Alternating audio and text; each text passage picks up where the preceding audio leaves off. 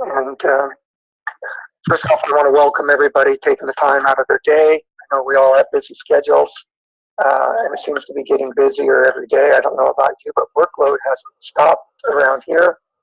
And so I appreciate everybody being here. I think that we have some important work to do when we had completed a bunch of work. And so just want to welcome everybody for being here today. I want to remind everybody what the purpose of the meeting is here today, and hopefully that we can come to an agreement on some of the task work. We'll have some open discussions.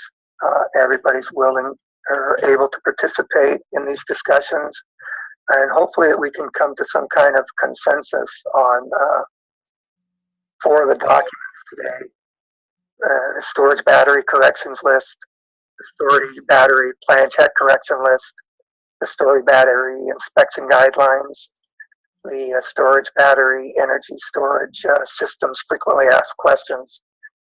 I'm hoping that everybody has had time to go back in, look at all the changes that have been made to the document, so we can have a fruitful discussion and kind of get these things approved.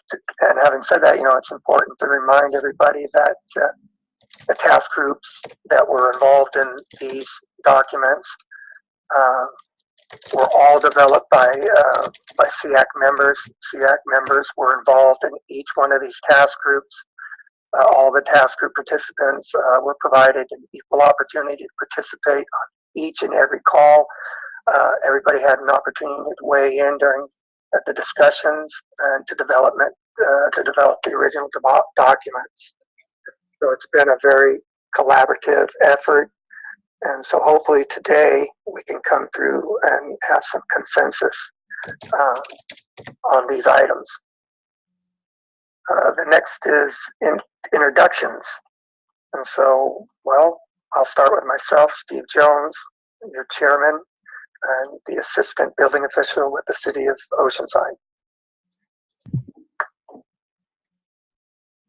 John Tacker, UL, is online. Charles Picard from Tesla. Welcome, Clement. Mark Rodriguez from Sunrun.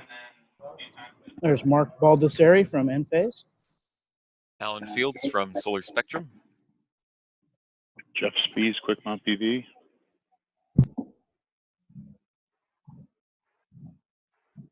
Joe Kane with SEA. There's James Cormican from RBI Solar. Pete Jackson. Pete, can you talk, or have you got yourself muted?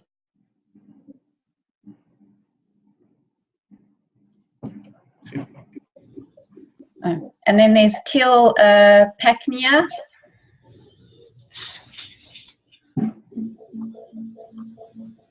And I think Charles Pickard, introduced himself too. So we've got 12 online.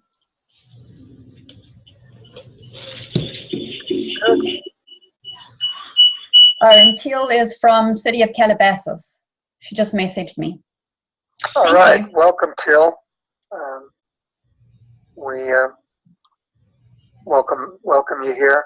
Pete, I hope that you'll be able to communicate with us later. Joe Kane, I appreciate you being here again too, and everybody being here. Announcements. I want to remind everybody there's still an opportunity to register for the IAI section meeting in San Diego, California. And there's the one-day training on a Tuesday event. If you go to the website, California IAI, SoCal IAI. And there's also a Tuesday training and a Thursday training available. I'll open the floor to anybody else with announcements. Steve, this is John Tacker, UL. I think it would be good to note that you can also go for registration is iaisw.com, and that posted on there is the full agenda. And in the agenda, there are a couple items that are specifically in regards to the solar industry. just to be aware of that. There is going to, as I recall, there is something on PV and something on energy storage systems. Yes. All right, and then just to mention, if anybody wants those details, it was in the meeting summary from July the 20th. Frankly, if you are looking for something, if you wanted to check it out and all that, the best deal is going for the, if you're going to only be limited, go for the 1 day on Tuesday. It's the best deal. Yeah. You actually get 10 hours of CEU training. We start very early with a code breakfast and code lunch, where you'll actually work right through your breakfast and lunch. But it's amazing all the different conversations you'll hear during these code breakfasts. John Tacker is our lead most of the time on these, and it's very entertaining, to say the least. It's entertaining because I'm the one leading it. No, wait a minute. It's entertaining also because of the subject matter. But what I would suggest to any of you, that if there is, I'm always, even to the last minute before, am always throwing in various questions for discussion.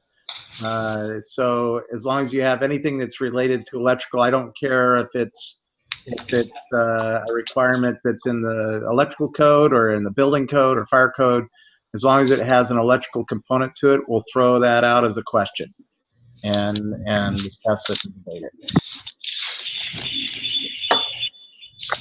Jeff Steves, I know you may have an announcement. Aren't you having a booth coming up in Las Vegas?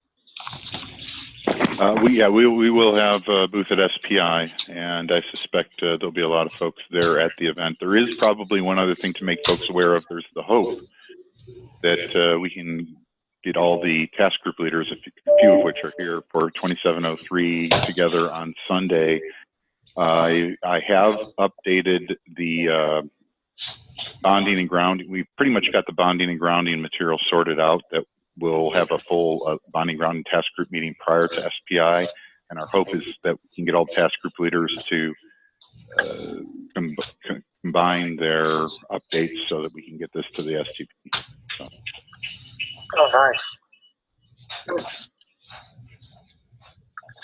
Good. Any other announcements anybody want to make in the group?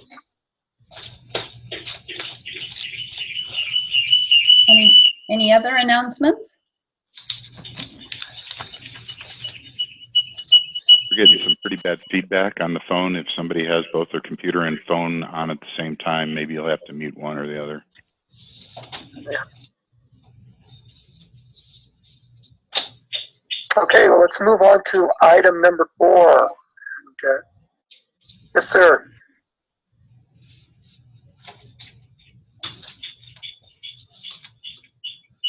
Okay, is Ellen going to, Ellen, are you, Ellen? Yeah, hey. Hey. Howdy. Hi. Are we gonna open up the storage battery corrections list? Sure. Okay. So hopefully everyone has gotten a chance to review those documents. Well, I guess we should probably start on maybe not the corrections list, but the submittal checklist. Let me actually see what it was actually called when you sent out the meeting invite, because I sometimes forget what it's actually called. I've got one that's called the plan checklist, and I've got another one that's called the correction list. Okay, so the plan checklist. So that one we've been pretty happy about for a while. Didn't really have a whole lot of debate around that one, but hopefully everyone has gotten a chance to take a look at that, and I haven't received any other comments, and it looks like we're just about ready for the final review of that. Same thing goes with the corrections checklist. That one we did end up having a lot more back and forth, particularly due to the rapid shutdown topic. But after our last meeting regarding rapid shutdown for energy storage systems, I believe that we finalized a way to make sure that folks are not adding folks are not adding an energy storage system in a way that would negate the rapid shutdown functionality of the PV system to which you are integrating that energy storage system. So both of these documents are basically ready for everyone's final review, and they were just sent out in PDFs by Paula. I think there was, or maybe links, I think. Were they separate PDFs that you sent, or were they links? When I sent out the MailChimp blast that goes to everyone, it was sent out as PDFs. Okay. But to all the task group members, they've all got the links. I did say in the email that if anybody wanted the links, and I'm busy providing those who have asked online now through the chat, I'm sending it to them as well. Oh, great. Okay. So my understanding of all this would be then that do we need a motion to accept these two documents as presented, or do we want to do them separately? Steve, do you want a motion for one at a time? Well, I think we should also. Sorry, go ahead, Steve. Yeah, I think that would be easy just to go one at a time. Because I think we got Charles to present on the battery inspection guidelines, and then you were going to talk about the frequently asked questions. I don't know if you want to put all that together. I think we might just go one at a time. Make sure that there's no discussion on any of the documents. So let's just start with the first one. Okay. So the plan check checklist. I should also mention that before we actually formally approve these documents, we should also all decide whether we want to match the formatting that previous SEAC documents have had in the past. Although these are documents that are going to be used by jurisdictions as kind of model guides that they would provide to contractors or use internally, I believe that a few folks did mention that they would like the idea of having that similar formatting from the other SEAC documents. Does anyone feel that way? Like we should have? I forget exactly what the stuff was on the other docs. Well, we don't have, and this is John Tacker, my understanding, my recollection is we don't have any other similar type of documents, i.e. checklists, that we have put together. All of our past documents have either been, and there's been an FAQ that we did for 2703. We've done a number of recommendations where we identified here's the problem and here's the background and then here's the solution. To me, it seems a bit cumbersome to have that. I think it would be just fine to just have a preface, simply a preface to this that this is that the attached is a checklist that was developed by SEAC members and is made available for jurisdictions to consider using, and that they can use it as is or modify it as they need to for their specific jurisdiction. I totally agree. Otherwise, I think it gets too cumbersome trying to force fit a checklist into the other types of documents we've done. Right. That's my 2 cents. But you're still suggesting to put the headline SEAC on the top of the document. Right. What I'm suggesting, Steve, is that simply, yes, there would be the header and then of SEAC's logo and all that. But then what I would do is I would just have a simple couple sentence paragraph that just gives a preface of saying that it could be something simple as based on the new technology of energy storage systems and how energy storage systems are used in a lot of times in 1 and 2 family dwellings, with coupled with solar photovoltaic systems. The attached is recommended checklist assembled by SEAC for jurisdictions to consider to use to assist them in their day-to-day work and all that kind of stuff. That's simply what I would do. Does everybody feel good with that? I think that makes sense. We'll probably just want to make that something that is easily removable. Easily removable by NAHJ, since they're probably not going to want to leave that statement on the checklist when they provide it to contractors. But I totally agree with you on that. Thing. I totally agree with you on that. I think it's no different than how the checklist was done, the concept of how the checklist was done in the California Solar Permitting Guidebook. Right. There was the preface to explain, oh, this was developed for the Solar Permitting Guidebook, but one could easily take off and put on the jurisdiction's logo, put on the jurisdiction's date, put on whatever the jurisdiction wants to say in the beginning. Sure. Yeah. So actually, maybe this introductory statement could just be part of the logo that we would have at the top, so that if they want to replace that logo and that kind of statement, it's all just one quick replacement. I don't know. That seems pretty easy to me. Agreed. Yeah, I agree. And that way it's easy to be removed right off the top. Another jurisdiction, if they wanted to, could just put their logo there. Or, yeah, I like that.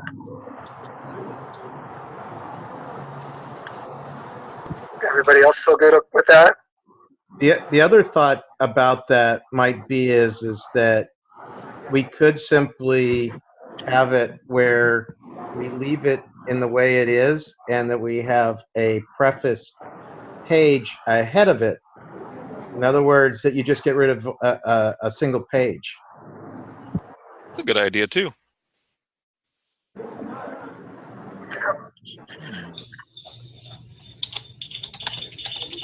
Then the formatting's already okay for them to, don't have to worry about how they could use and change it. Then, John, this is Joe Kane. Then you would be. I'm sorry, then Joe. You might be suggesting that page 2 begins with a box that says your logo here or something like that. Correct. And maybe a date. It's put brackets and put date and bold and all that kind of thing. So something that would just make it very easy for them to just plug in the couple of things they need to, and then automatically it's theirs. I like that, because that helps with page breaks and formatting as well. That's why I was suggesting it.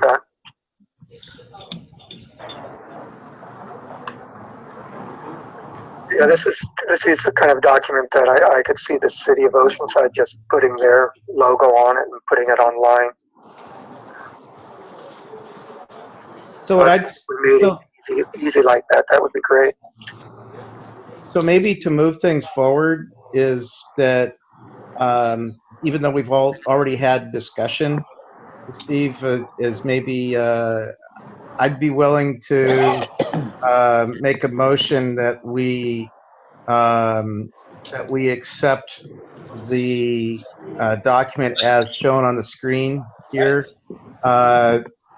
with of course the understanding that there would be a preface page, that it would be that formatting would be done to enable jurisdictions to readily adopt without much hassle at all to utilize the document. Okay. We have a motion from John to approve the document with some formatting changes. I'll second that motion. Okay. I have a motion and a second. We can go into discussion. Anything on the document at this time that anybody would like to discuss?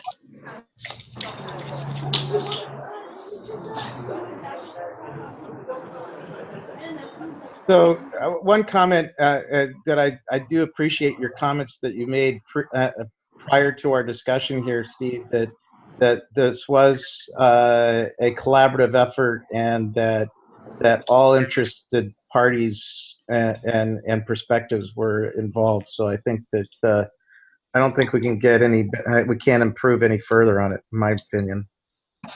Yeah, I agree with that. I think that everybody has had an opportunity to participate, and we had some very good, healthy discussions. Those discussions move people and motivate people to perhaps code changes or different opinions. I think there was a great discussion on this document. So I have a motion, I have a second. Is there any further discussion?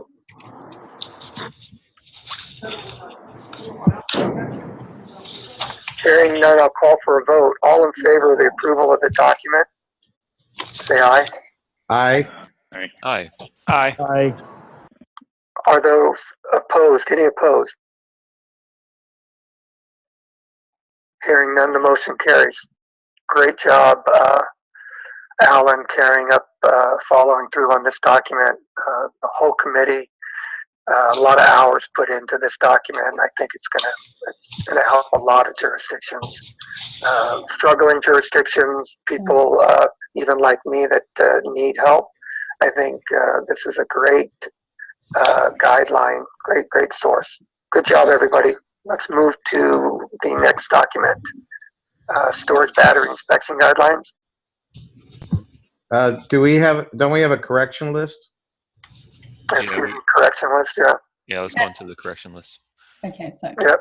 And actually, on the plan check checklist, it looks like there was a last-minute comment added a few minutes ago regarding VOC for energy storage systems.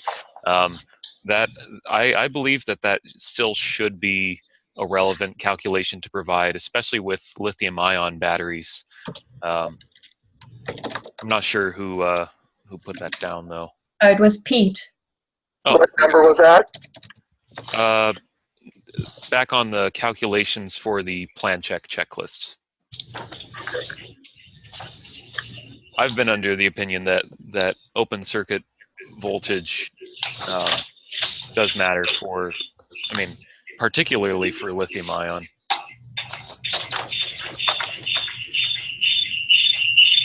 Wow, somebody's feedback. Yep. So does that satisfy Pete's question?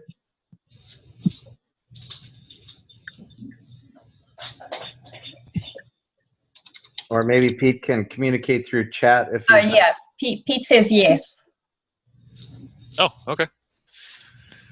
And then Resolved. Keel has asked, does this checklist include the systems that are active if the grid turns off? This checklist, so all of these documents that we've been providing so far have really just been geared towards systems that are integrated with PV systems. Maybe at some point that is something that SEAC could tackle.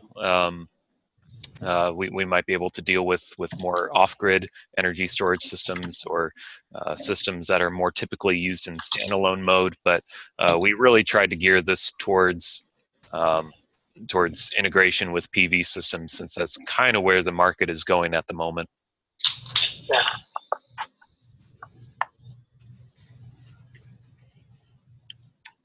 Okay. All right. All right, so I'm going to move over to the correction list now. Okay.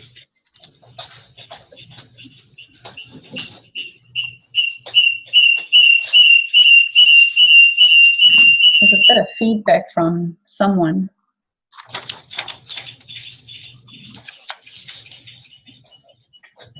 It seems to be coming from Pete when he tries to talk. That's my guess too. Okay, I've muted Pete. Squeaky Pete. Yeah. is that because both his computer and his cell phone is on, or phone on at the same time? That's 99% of the time what happens. That's what it sounds like. I'll send him the how to join and tips again. Okay. So who do we have presenting on the next document? Alan. That's me again. Okay. So this is a corrections list that would be geared towards being used by a plan checker for an energy storage system that would be coupled with a PV system on a 1 or 2 family dwelling. This one ended up taking a bit of extra time, mostly because I mean, it's a lot more content heavy and code heavy than the other document. And also we spent a bit of time on the question of whether rapid shutdown for energy storage systems makes sense or not. So what we ended up finalizing was correction A12. So again, all of these correction items are just things that a plan checker can copy and paste directly onto a corrections list. So A12 was what we ended up putting down for rapid shutdown, and what we arrived at was show that the rapid shutdown functionality for controlled conductors of a roof-mounted PV system remains unaffected by AC or DC coupled storage battery circuits. So we're leaving it kind of open as to how an installer or designer can actually show that that the rapid shutdown functionality is unaffected. So whether that's just that the circuits are completely isolated, or if there is something integral to a multi-mode inverter. I mean, we're trying to leave it open, so that's not too much of a chore for the designer to actually show that. And again, if an AHJ does want to require rapid shutdown for energy storage systems and has adopted an ordinance for that, they are totally able to amend this checklist and add another correction item to that section or another section. So we're not totally shutting the door on local fire departments that want that functionality. So kind of a long checklist, but I think as far as content is concerned, we're pretty happy with it, and I think that we might as well go with the same approach as the plan check document, as far as having a page before this that lets the know that they can just remove that page and then do what they want with the document.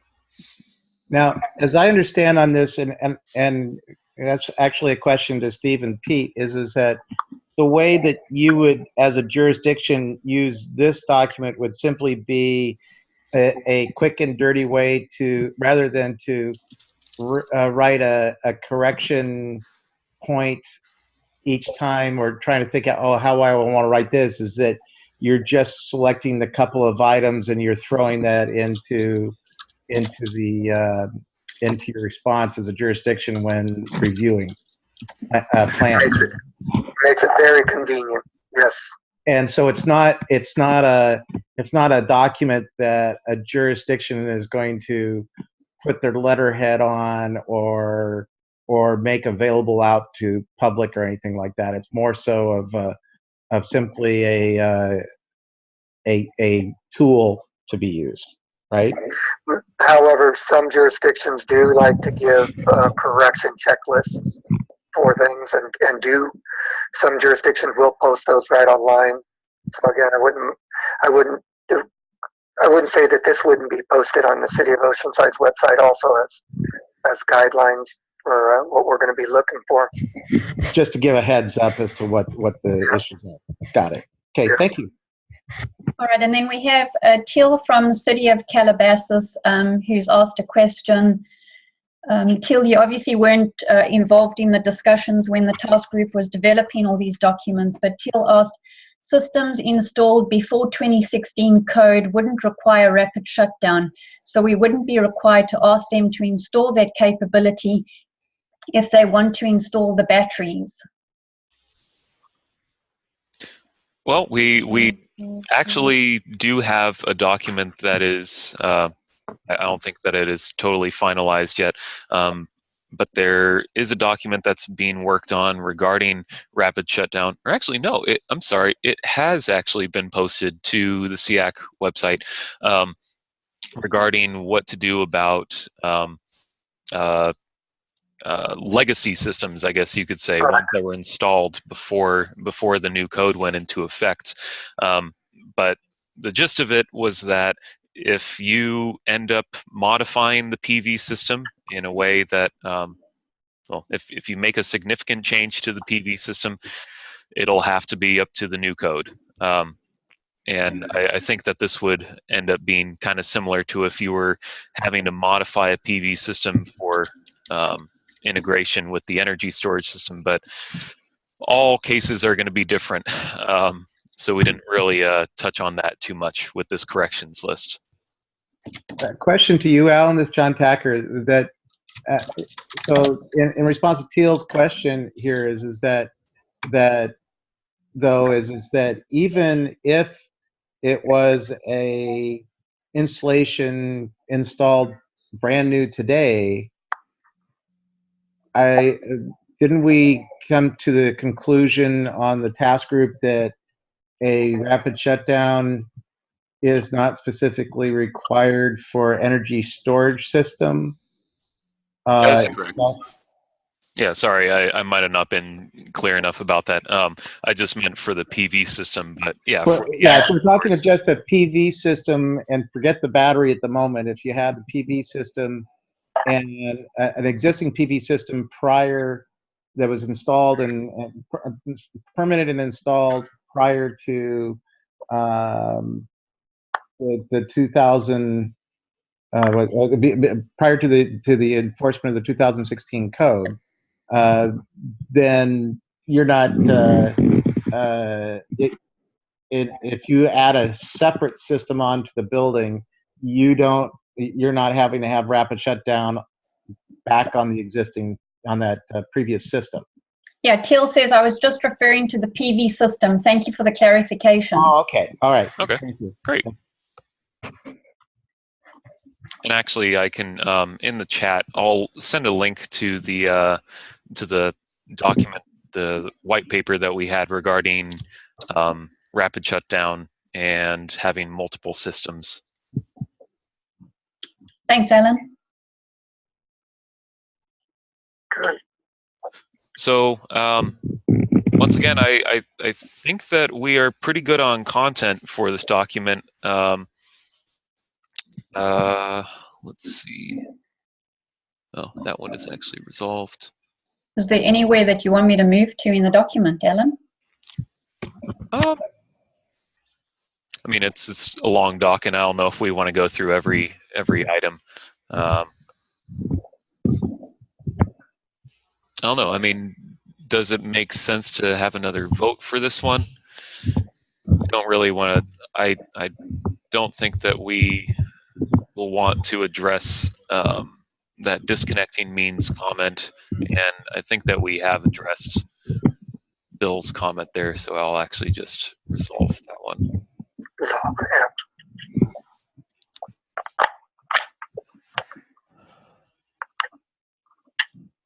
Well, I think that this one is ready, and I would put in a motion to approve this one. Okay, we have a motion to approve the document submitted by Alan. Do I have a second? I'll give a second. I have a second. Discussion?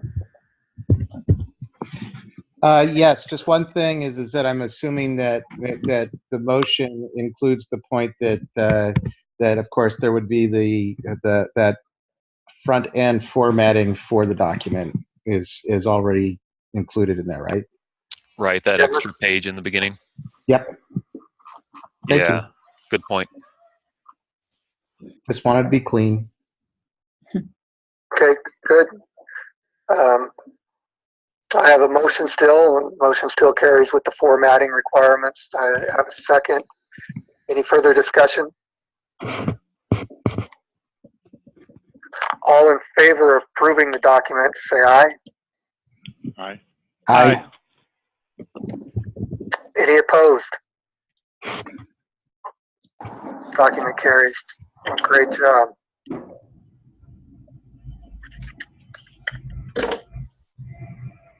All right, then do we have Charles Pickard online? Yes, Charles is here, Paula. Oh, hi. You want me to move to your inspection guidelines doc? Yeah, that'd be great. This should be a much shorter conversation. Okay. Yeah, generally speaking, this inspection guideline is meant to be sort of a high-level checklist for an inspector to just get oriented and get his wits about him or her before heading to a site to inspect. The bulk of the work should have already been completed at plan check, so it makes sense that the plan check documents are way more detailed, way more robust, because a typical modern energy storage or battery storage system isn't going to give you a whole lot to see once you get on site. So this document sort of reflects that. These systems are moving towards being more and more simple. So we broke it down into categories. I tried to follow the same format as the plan checklist, broke it into groups. And I think it's fairly comprehensive. Most of the work in this task group was done right up front, and then why it sort of took as long as it did was really that we were just watching and waiting for the other task groups to work through some of the more contentious issues, make sure this document correlated well with those documents. So I think what we've got is a great sister document to the plan check correction list. And I feel that the group's got to a place where we think it's comprehensive enough and sort of broad view enough to cover almost any type of battery system. Again, a lot of these requirements or inspection code requirements are pretty generic in nature. So with that, I would just kind of move it to the group and see if anyone is interested in putting a motion forward to carry this document as well. Two things. I have a question. This is John Tacker. One is in the title. I was thinking we may want to use the same order of wording that we have of the plan checklist, because I don't think it says, I'm going by memory, but I don't think it says 1 and 2 family dwelling unit, PV storage battery. I think there's some breaks in there or something. So I would suggest that the actual title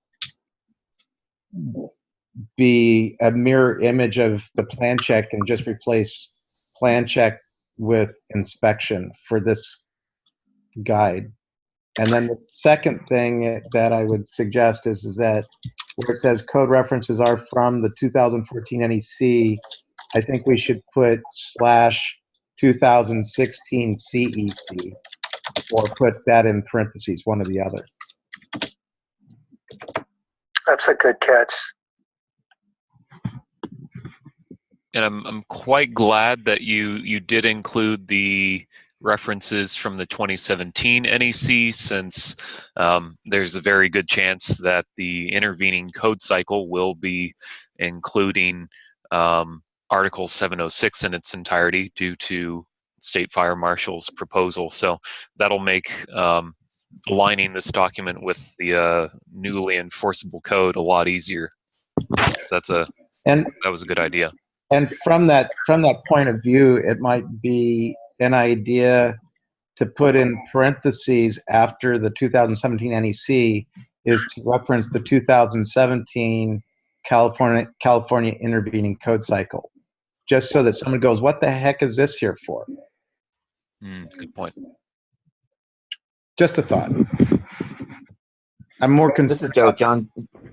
I guess the question I might ask on that topic, I think you're bringing up some really good points, but the question is that maybe, that would be part of that cover letter that that serves to introduce the document. So, but I think the clarification of the references, fundamentally the 2016 NEC or California Electrical Code, is a good idea. And of course, it's based on the 2014 NEC. But I think that in the cover letter, it'd be good to kind of give that, a little more depth on, a little more depth in the intervening code cycle issues and why it's presented this way. That would be fine. I agree with you that because then one could also provide the web link to the Building Standards Commission page on the intervening code cycle in case somebody wants to read further as well. I'm fine with that. I do like what Paula has put there on this. I think that's. That was Charles. I might express it the other way. Fundamentally, a 2016 California Electrical Code, since this is the beginning as a California document, and also whatever is in the previous one we just looked at, probably should be the same or similar form. Agreed. And I'd suggest that the couple of things I brought up are simply formatting at the very beginning. I just wanted to make sure everybody was okay with what I'm suggesting. Yeah, I totally agree. I'm actually making these edits in real time. They're really seem to be very simple edits. So I'm sorry I didn't notice those before, Charles. No, that's okay. That's okay. Now this aligns from that feedback, John. I think this aligns now. It does. I just double checked, and I think it perfectly aligns with the checklist, the plan check checklist. Perfect. I'm good with it. Anything to avoid another task group call, John. Well, unless it's one of mine that I'm leading, because then we would get the herd of elephants from Mark. Oh my gosh. Let's go. Okay, so we had a motion. We've had some discussion. We've had a second. I think the discussion was good to make the document reflect the same look as the other documents. That's a great catch, John. And then of course the motion also will include the allowance for the simple formatting, the page ahead kind of thing, so that a jurisdiction can readily take it and run. Right? Yes. Yeah, that sounds great. Absolutely. Perfect. So we all in favor of approval of the document, say aye. Aye. Aye. Aye, with a herd of elephants. Are there any opposed to the document, or? Great. It's great not hearing opposition. I mean, we did a good job, I think. Yeah, thanks, Charles. Thanks. Good job, Charles. My pleasure. Thank you. Round of applause.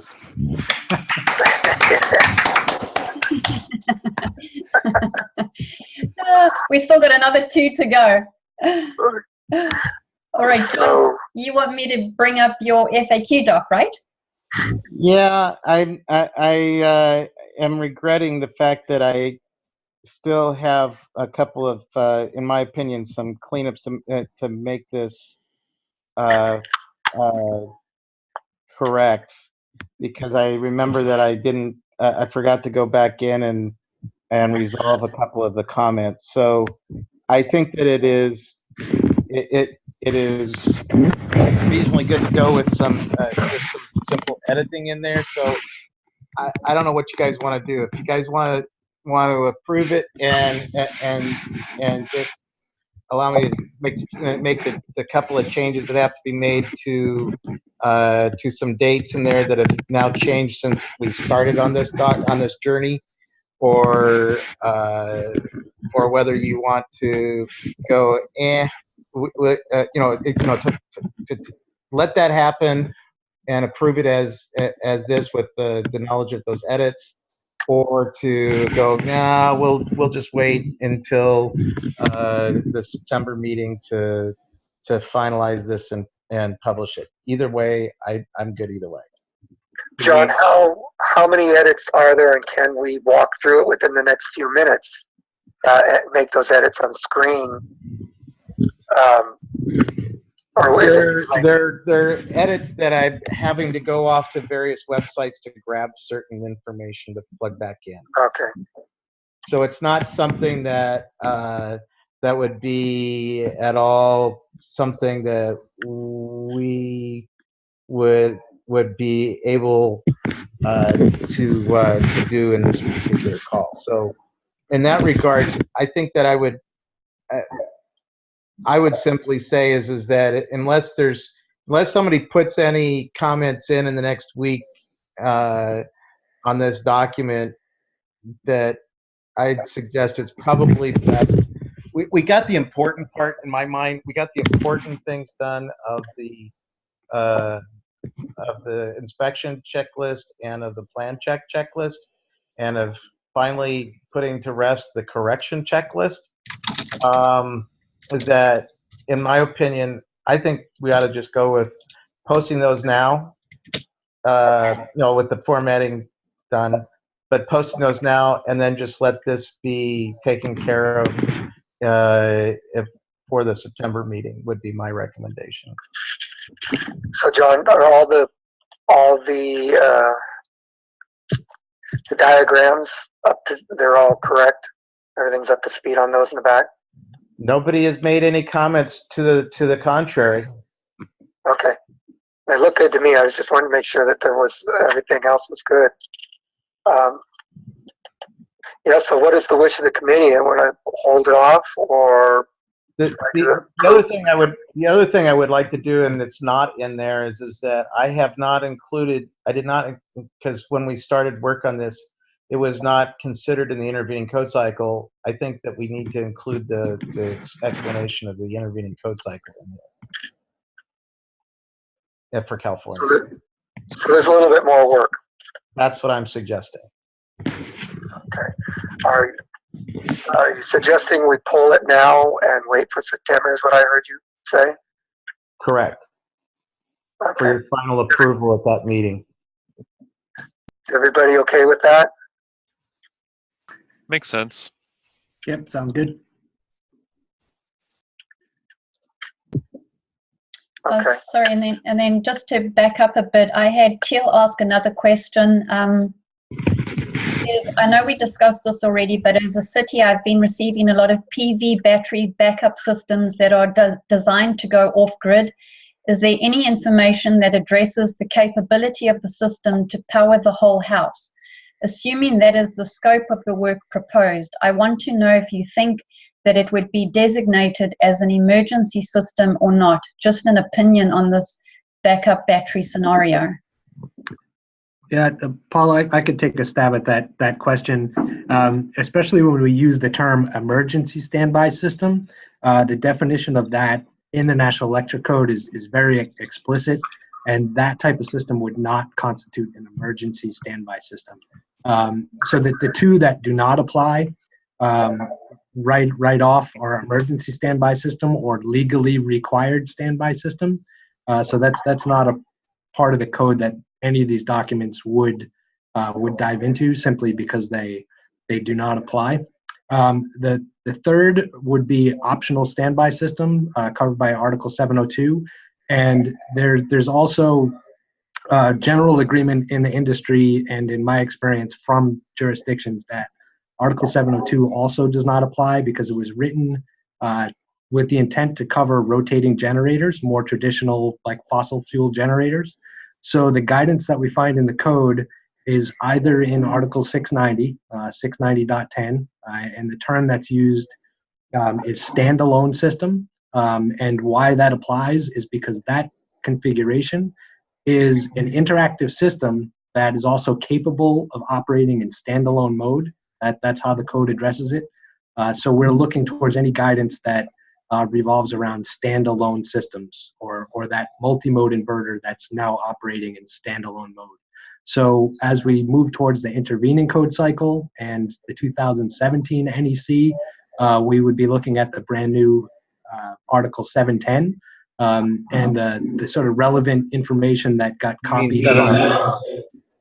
No, 710 standalone systems. Oh, 710. Yep. So Article 706 obviously covers energy storage systems, but if those energy storage systems do operate in standalone mode, particularly the system sizing guidance that's found in either 690.10 in the 2014 or Article 710 in the 2017, that guidance was essentially just copied and pasted from 690.10 into that new Article 710. So I know that was a long-winded answer, but it's a kind of complicated question. But the short answer is the legally required emergency or optional standby systems do not necessarily apply to these systems. Thanks, Charles. Well said. Very well said. Yeah, I think that's very, very, very well said. Thank you, Charles. That answer Teal's question? Yes. So I have a question then on that, and I agree. Thanks, Charles, on that. So what I was wondering is, would it be something that we should consider adding another question to this FAQ about the scenario that Teal brought up, and not the long version, but the short version answer of Charles? Sure. I mean, that is a question that we've addressed internally here at Tesla in our own FAQ documentation. So it'd be a fairly easy copy and paste from me to add to this document if you want that. I think that would be very helpful, because I think that there will be more and more people wanting to build a system like what was just described, simply because of thinking, ooh, this is going to help me to survive anything that may happen, and I want to, so that I can protect myself, kind of thing. Yeah, I think it's a great idea too. It's not the first time I've heard the question. So, great. So Charles, if you wouldn't mind, if you wouldn't mind throwing that in, that would be great. Perfect. And Yep, Pete Jackson will do. says there is an organization in California that has proposed using ESS for emergency backup systems. Okay, well, if it actually is being used as an emergency backup system, then that would be a different scenario. These set of documents are aimed specifically at 1- and 2-family dwellings, just residential use. But there could be a situation where an integrator or a facilities manager chooses to use energy storage as their emergency backup or legally required backup system, and in that case, those parts of the code would apply. Just for the purposes of these documents, since we're focusing on 1- and 2-family dwellings, they would not.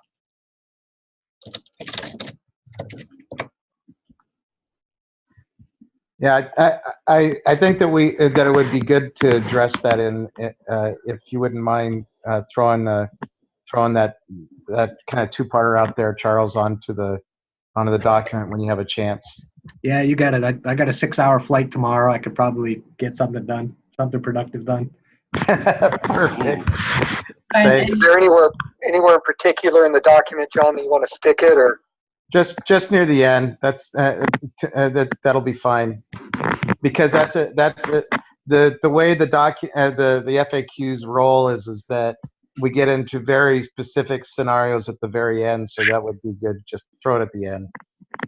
okay, and Pete says they did not realize that could not be done according to CEC. Yeah, it doesn't sound like it. Yeah, therefore that would be a good one to throw in. Thanks. All right, and before we move to the NEC document, I just want to, Joe Kane sent to me a message to say that he wanted to make an announcement earlier on, but to say that there's a very important meeting at the SEAC on Tuesday on solar and storage, and we need more bodies in the room in Sacramento on Tuesday. Solar experts and storage experts. This is for development of 2019 energy standards pre-rule making process. Does he have a web link or something like that where you go to for more information? I'm trying to pull it up right now. I'll ask him to send everybody the web link. I'll look and see if I have it handy. So yeah, the short version is that this is going to be one of the most critical meetings of the pre-rulemaking, and it is specifically on solar and storage. And I have had conversations with staff, and staff has advised, that, if we have a strong showing, we're more likely to get what we want. But the bottom line is that the business case is that if we're successful with our efforts there in development of the 2019 standards, it would become more common to have solar installed with original construction on new homes and buildings, and also more common to have storage installed with original construction in new buildings. And because storage is one of the topics, we need those people who are experts on storage.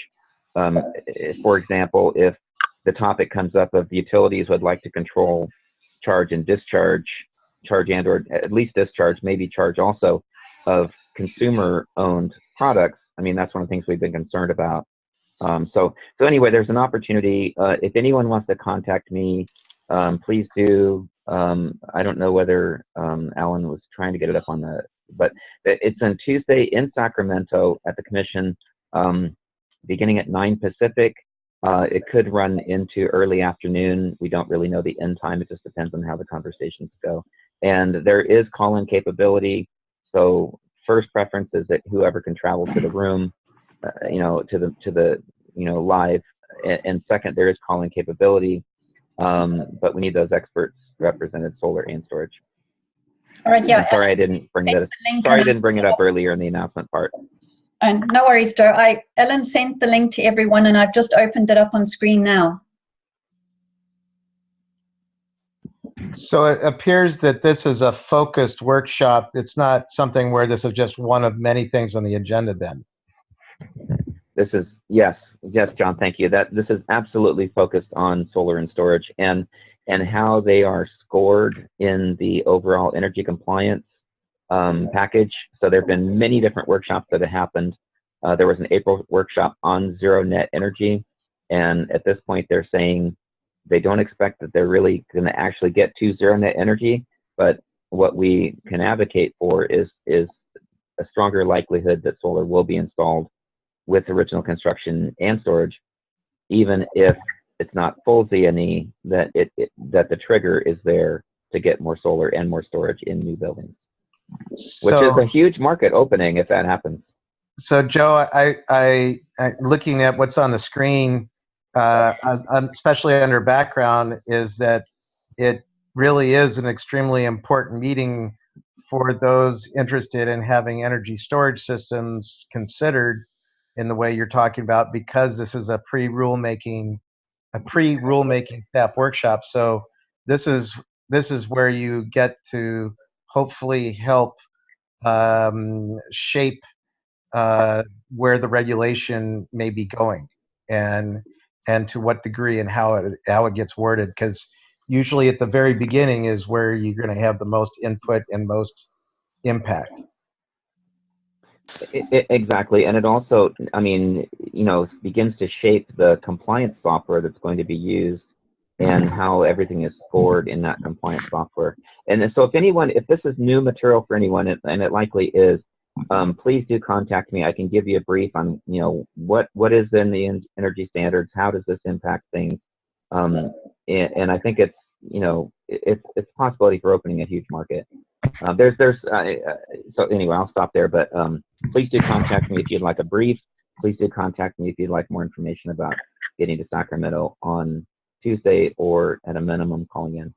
question to both Joe and Steve is that considering our agenda and all that, and we're probably sailing through, is that would it be possible at the end of this call, or at when we've completed the other business that we need to take care of, which is not much more, would it be possible to have Joe give a little bit more detail on that for all of us? I'm not opposed to it. I have time. And I'll maybe definitely stick around for that conversation. There is a few folks that are going to be talking about this later today as a CalCEA call. So yeah, I'd be interested in participating. Great, thanks. I'll stay on and be happy to present more at the tail end. And maybe Joe, just while we're going through the other things, is that if you happen to have a couple of slides or something like that, or something you feel need to be shared, that maybe you could email it to Paula, and she could put it up on the screen, and you could walk through it. Maybe just a thought. Oh, I'd love to do it. Thank you. And then, sorry guys, but Charles needs to hop off soon, so he asked if you don't mind if he could jump into his update on rapid shutdown task group work before John gets into the NEC 2020 proposals. I'm good with that. All right. I'm good with that too. I think Charles understands that John Tacker might get long-winded at times. Ouch! Ouch! I love it. I love him all the same. And, no, I'd love to stay. I'm actually right down the street from ICC headquarters in Bria here. I'm about to give an energy storage presentation at the ICC. So I want to make sure I get there in time to get the projector all set up and do my pre-show rehearsal. oh wow! Yeah, this our last task group meeting for this white paper, the rapid shutdown white paper, I would have to humbly say it was one of the most productive task group meetings ever. No, it was really great, and thanks to all of you that showed up. I mean, we really took what was a bare bones outline and really added some meat to the bones here. So that said, there's still a fair amount of work that needs to be done. But I suspect that if our next meeting is half as productive as the last one, we're in a good place here, and I can say with some confidence that we'll have something ready for the next meeting. Oh, great. Yeah. So this just for those that may be new to the group and haven't been following this task group closely, like Alan said before, we did already publish and post to the SEAC website a quick informational bulletin, white paper regarding specifically regarding rapid shutdown as it is applied to existing PV systems, where a new system may be added on the same premises. So this document doesn't necessarily go into too much detail on that particular item. This is more of a broader view, some broader guidance on what rapid shutdown means. You know, what's the intent, what are the limitations, and what are the specific requirements in closer to plain English than the code reads. So I think it's going to be a very, very helpful document once we get it finalized to really help people navigate a lot of the frequently asked questions surrounding rapid shutdown will be answered here, not necessarily in an FAQ format, but I think we're getting all of the hot topic items covered in each of these sections. So, Hey, Mark, I have a question. Yes. The document that Pete Jackson's been working on, and I'm not sure if Pete's able to join us by audio, but I'd be curious, is that factoring into this work that you're doing? I would say that it does. The other paper, the one that was specifically addressing legacy systems installed on the side of new systems, Pete very much played a role in working with us to get that storyline hammered out. Yeah, so I think I know he's got that document. Pete, have you gotten that thing formalized yet? I know I just saw a draft of it, Mark, the other day, and we were just waiting for Pete to kind of have that formally finalized, so he can maybe give us an update. There you go, Pete.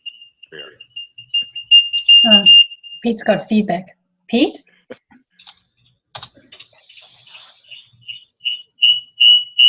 Well, maybe he can just type the message through the chat. It is done. It is done.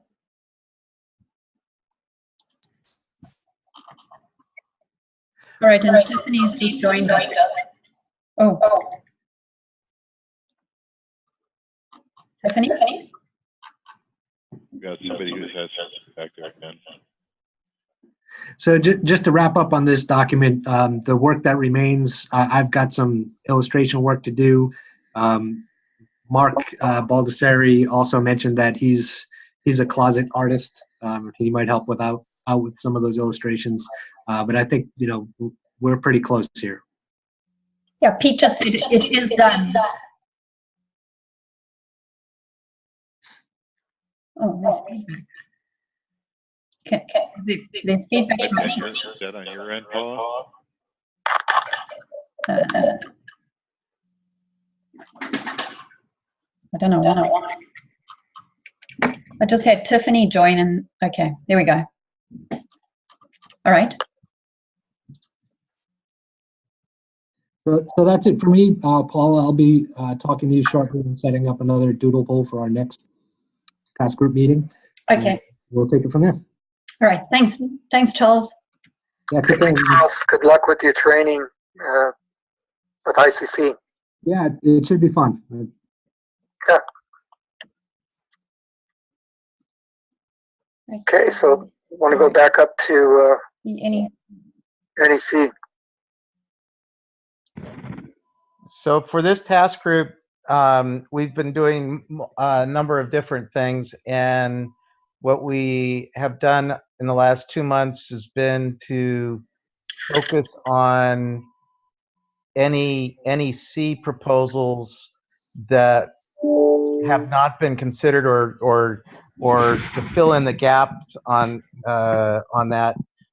Certainly, it was never intended to be whatsoever about, oh, gee, guys,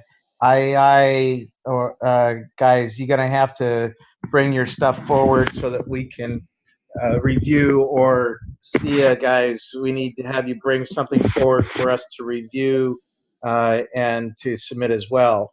But it was simply an opportunity to, if someone did wish to have an additional proposal made to drive home to the committee, to the code making panel, that this is something that has even more interest involved with it.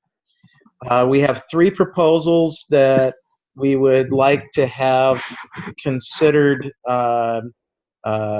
for SEAC to be a proponent, and what you'll see on each one of these proposals, you'll see what section we're looking at, who was the person who submitted it to the task group, and what the task group's disposition of it. Then you'll see the text, and you'll see the reason statement. So probably the easiest maybe here is that if I may propose, make a motion, a standing motion, that I'll do it simply. As I'd like to make a motion that we consider proposal 1, which is Pete had brought forward that in 200.6A6 that when it talked about there being a grounded conductor, it didn't identify that it was solidly grounded, a solidly grounded conductor, and that was a clarification there. And then in the course of our conversation as a committee, we realized that we should be also identifying that it's not just a white marking, but it's a white or gray marking, because gray is an acceptable means of marking for grounded conductors. So that's what proposal 1 is. And so again, my motion is for us to consider as an organization, SEAC, submitting a proposed change to the code. Okay. And I believe that Pete Jackson submitted the same. Yes, he did. Same proposal through IAI. Is that correct, Pete?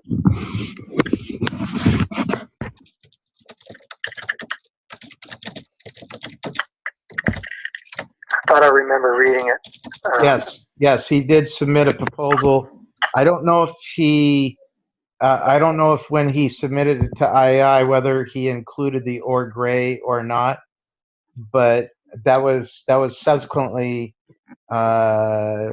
one of the installers on the call, I think it was Chris Fox, who said, well, what about the markings? And it was like, oh yeah, that's a good catch. We should, which in my mind kind of was a demonstration that there was a value to us. There was a value to having different interested parties talking about this in a conference call. Yeah, and so I think I believe I sit on the IAI Code Council, Clearing Council, and I believe that we just reviewed that proposal without the amended verbiage that you just talked about with the conductor coloring. But I think that even IAI was going to support that proposal from Pete Jackson, and I think so if we could... Yes. That's what he indicated in the chat, and he indicated that the gray language was now when you say accepted, Pete, I'm assuming, does that mean that it was part of that proposal, or that it was not part of the proposal that had been submitted? It was not included. Okay, thanks for the clarification, Pete. So yeah, is it possible we could get a final version of that from you, Pete, just so we're using the right one? I'd hate to have an earlier version that may not be correct.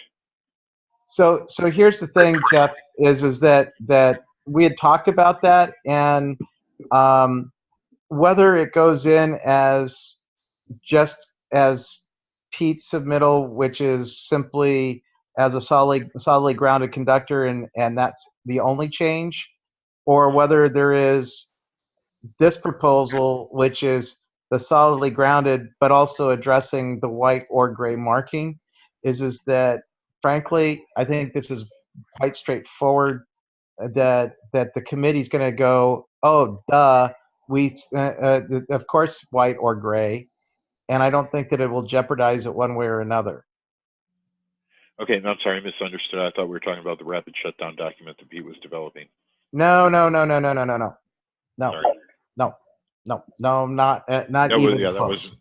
Sorry. Well, if Pete, if you could send us that one, since it looks like in your earlier chat you said it's done, then I'd sure appreciate it. Thank you.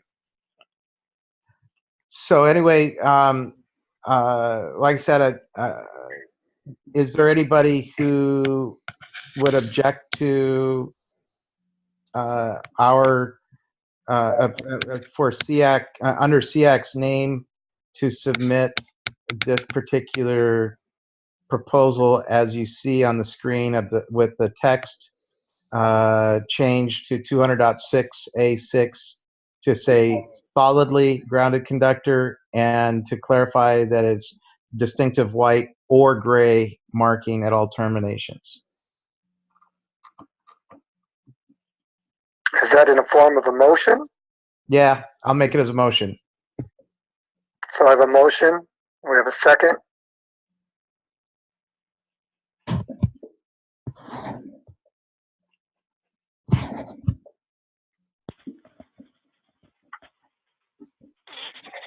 I'll second it. Chris Fox. Thanks, Chris. Okay, so we have a motion and a second. We can now have a discussion. Is there any further discussion on it? I like this proposal. I think it brings clarification for the inspector, and this is something that, again, I think IEI can back up, and it's great that we could do the same. Yeah, Good job. it just will it will eliminate some additional arguments that could happen out in the field. Yeah. Any further discussion? All on moving forward with this proposal, say aye. Aye. Aye. Are there any opposed? Hearing none, the motion passes. Great, John. I will take care of. I'll take care of the Terra view and all that because I'm familiar with how to do it. Okay. Great So job. let's move up to the second proposal. Is that so? We had a discussion about that in the task group about 690.31b that there was it's that approach of can't we just simplify it so that we don't get all hung up on what is the intent of this requirement. And basically what it really comes down to is you just don't have the PV, you have the PV system circuit separate from the non-PV system circuit. Just call it what it is and don't get into all sorts of minutia. And so that's what this proposal is intended to do. And so therefore I'd make a motion that we that SEAC make a proposal to the NEC as shown on the text box in the statement box that's on the screen at the moment. So the only question I might have on this is if we list it as other non-PV systems, does this exclude ESS system circuits? Or are we going to get into a debate between the conductors between PV inverter and ESS system?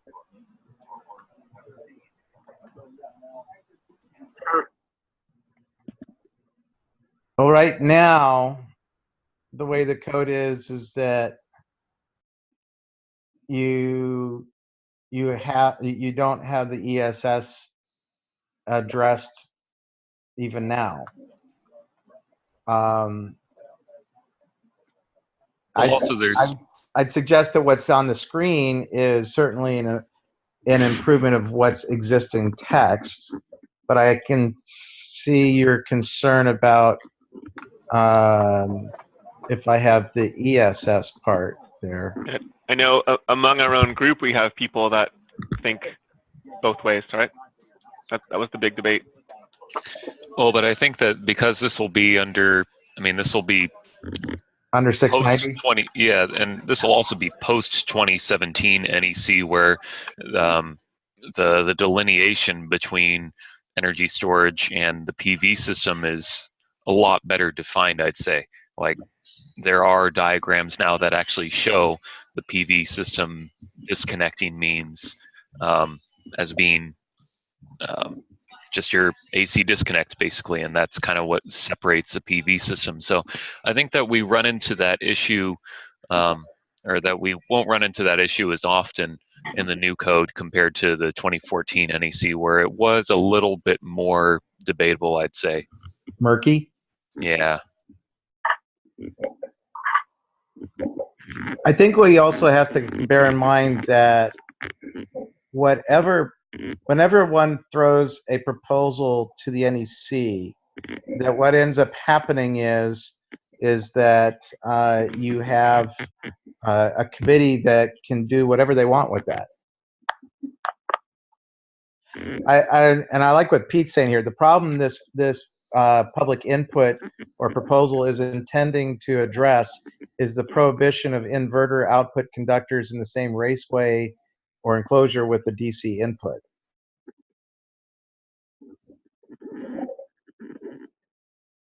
So I think that again, I think that this is an improvement, certainly a definite improvement and simplification, clarity that will hopefully remove a lot of debate and unnecessary debate and discussion between AHJs and installers out in the field. Pete says the problem this. That's what I just read. Okay. Oh.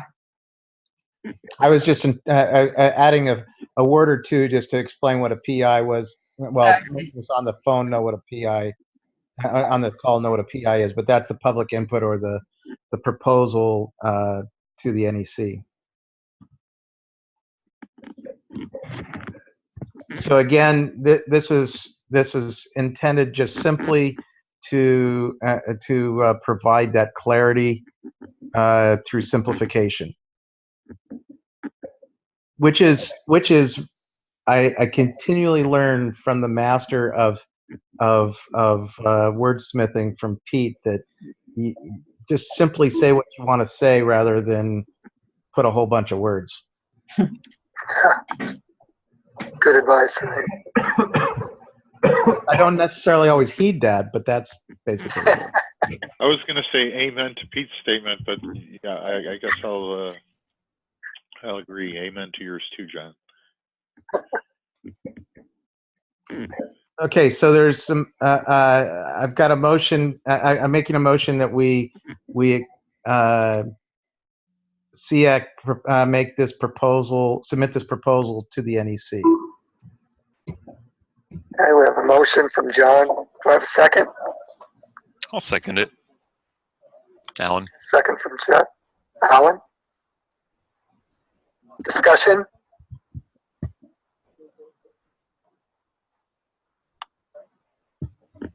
Hearing no further discussion, we'll take the vote. All in favor say aye. Aye. Aye. Aye. Are those, any opposed?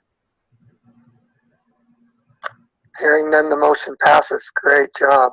Okay, so the last one, proposal number 3, is this was actually when the task group was talking, we realized that there was a problem in that there was this term used of power production equipment and the term use of power production source, and that power production source is generally used throughout is used in several locations in the code. And when we're talking about power production equipment, we're really talking about power production source. So why don't we simply use change the definition that is in the code for power production equipment, change it to power production source, and then it would no longer be hiding in Article 705. It would be up front in Article 100 because it's used in several locations. So it's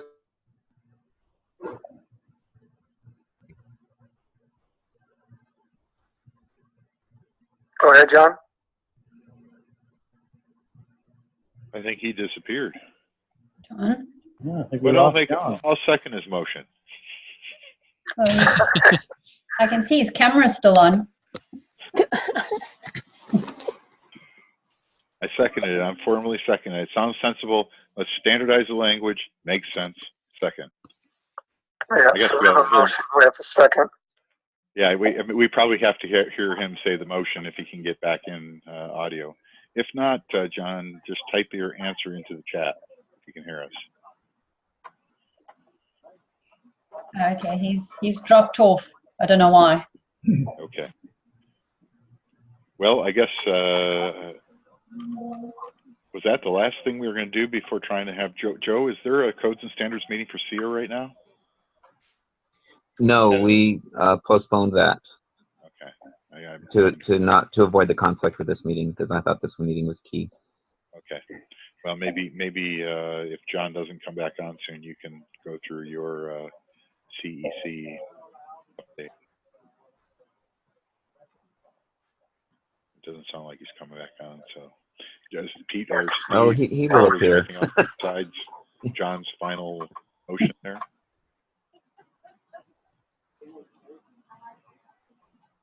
is there any further discussion on it? Do we have a second on it? You had a second? Well, he didn't first it, but I seconded it. I'll first it. He was about to motion, and then he dropped off. As I understood, he was just trying to standardize between power production source and power production equipment. I would agree. Yeah, power production equipment is really only used one time, and I believe it's just 705.21. It actually has caused a few headaches when actually talking about power production equipment. I think because 230 specifically mentioned power production sources. Well, that was annoying. Oh, there it is. What happened? Welcome Barely back, took the vote, John. Hello? John? I Hello, told you that he'd be was back. annoying. My computer just had a mind of its own. It said either there was a poltergeist or there was a gremlin in the machine. And I was talking, It was and all of a me. sudden my screen, I had the blue screen of death, and then it said, "Oh, we found an error that's going on in your PC, and so we're just going to shut down. Thank you very much, and we'll let you come back on later." It's like, It was me, John. Sorry. No, I'm only kidding. yeah, somebody sent a little gremlin along through the wires. Anyway, what I was saying, until I was rudely interrupted by my computer, is that that we were talking about the use of the term power production equipment versus the power production source, and realized that all the time, every time we talk about power production equipment, it really is a power production source in what the definition is, and therefore, really what we ought to do is simply change the definition in 705.2, because power production equipment is only used once, and it is and it really is a subset of the power production sources. Let's just take the definition of in 705.2, move it to 100, and call it power production source, and then it be used as it is universally used throughout the code. And we discussed when you were off the line, we all agree, or at least I seconded the motion you're about to make. And Perfect. Everybody seemed to be in agreement, so we can probably take a vote. If you want a motion, I've already seconded. I motion so for us to go forward with this. And I'll second. Okay. Any further discussion? Hearing none, we'll go for the vote. All in Yeah, quick before my computer does something. I vote in favor. Aye. Aye. Aye. Okay. Any opposed? Hearing none, the motion passes. Good job, John. I think that's another great way to clarify the code. So what I will do is, based on our actions today, I will take care of submitting these three proposals in SEAC's name to the NEC. My question is going to be, though, I've got a question on how we want to do this. Should I be submitting them, because there's going to be a person name, should I submit them with the chair's name, with you, Steve, with me, with Paula, or does it matter? I don't really think it matters. We really want to see the name SEAC as the standout, but somebody does have to be the contact point. It doesn't matter to me, sir. If you don't mind, I think that it might be best, if you're okay with it, Steve, I was thinking I would just assume have your name be there rather than mine, simply because I don't want some vice president or so inside my company get panicked about that I forgot to contact to say, oh yeah, you all guys' name is on this document. I'll second that too. All in favor? Aye. So I'll take care of the paperwork, Steve, so it will be done. Can we use your name against your wishes, Steve? No, I think that's great. I'm proud to represent SEAC, stand up for SEAC. I don't have a problem with that at all. We got the best members. We have some great participation. I am proud too, but I just don't want to go through all the hassle that I might have to go through within my company simply because of how super involved we are in the code process. That's all. Right. Understood. Perfect. Thank you. So what's our next agenda item? The update on the status of SEAC. Did we want to do that or turn some time over to Joe first? Did you have some? Joe, do you want to, let me have a look here.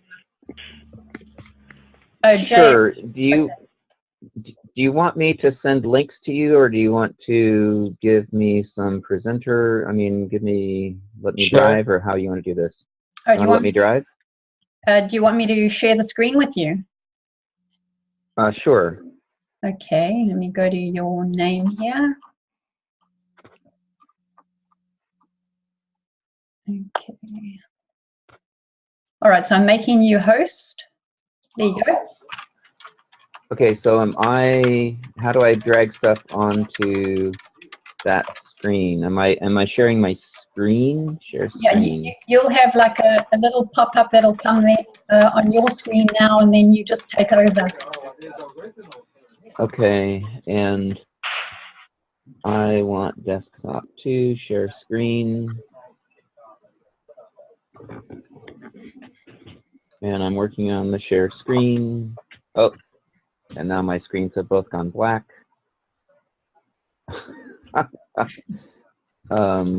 This is frightening. Sorry for the delay. I'm waiting for my computer.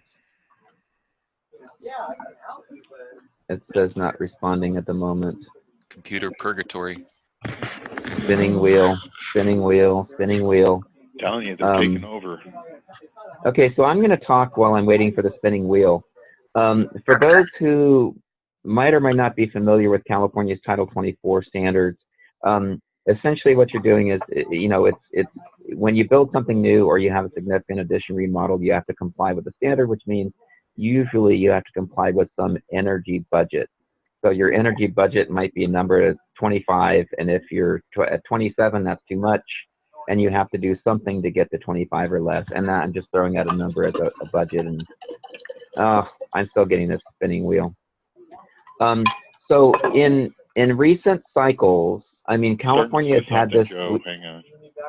Okay, well, I'll keep talking while I'm waiting for my crazy computer. And now I have what I need.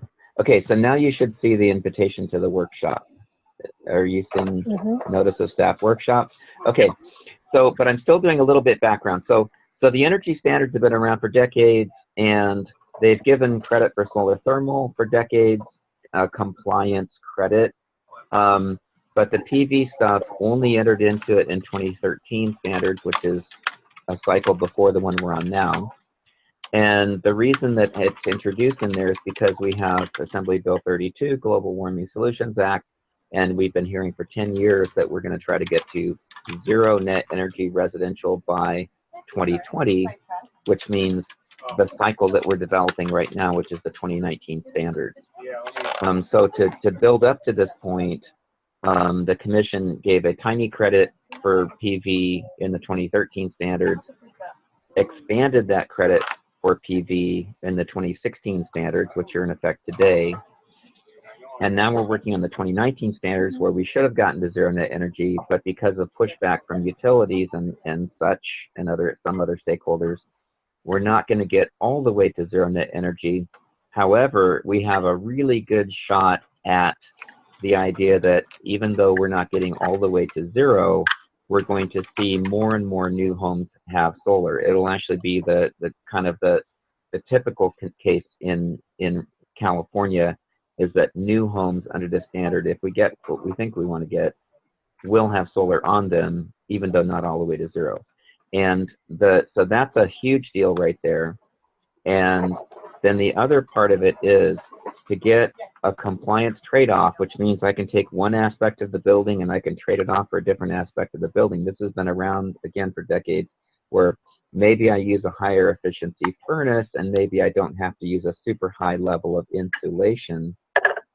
And now what we have is, under these standards in effect today, 2016, we've got, if I install solar, I don't have to use these really super insulation methods we call high performance attics and high performance walls.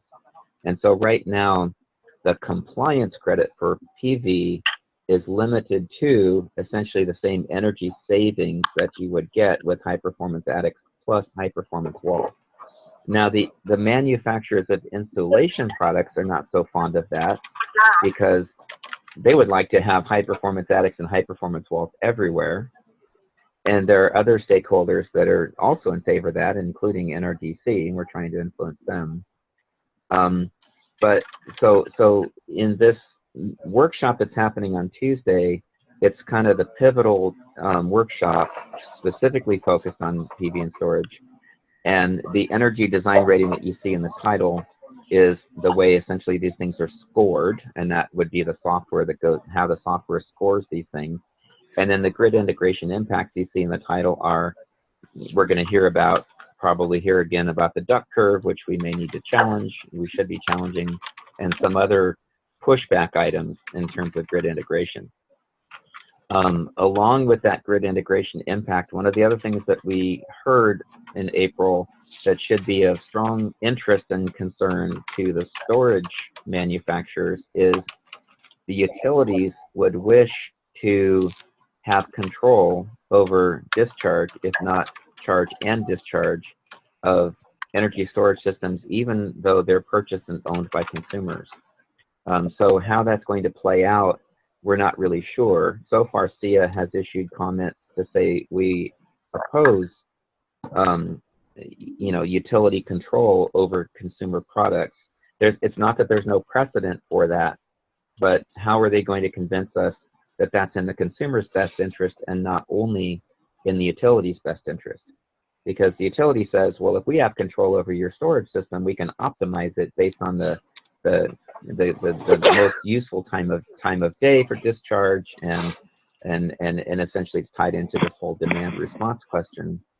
But that's the question we still want to ask is, how does the consumer benefit from that, not only the utility?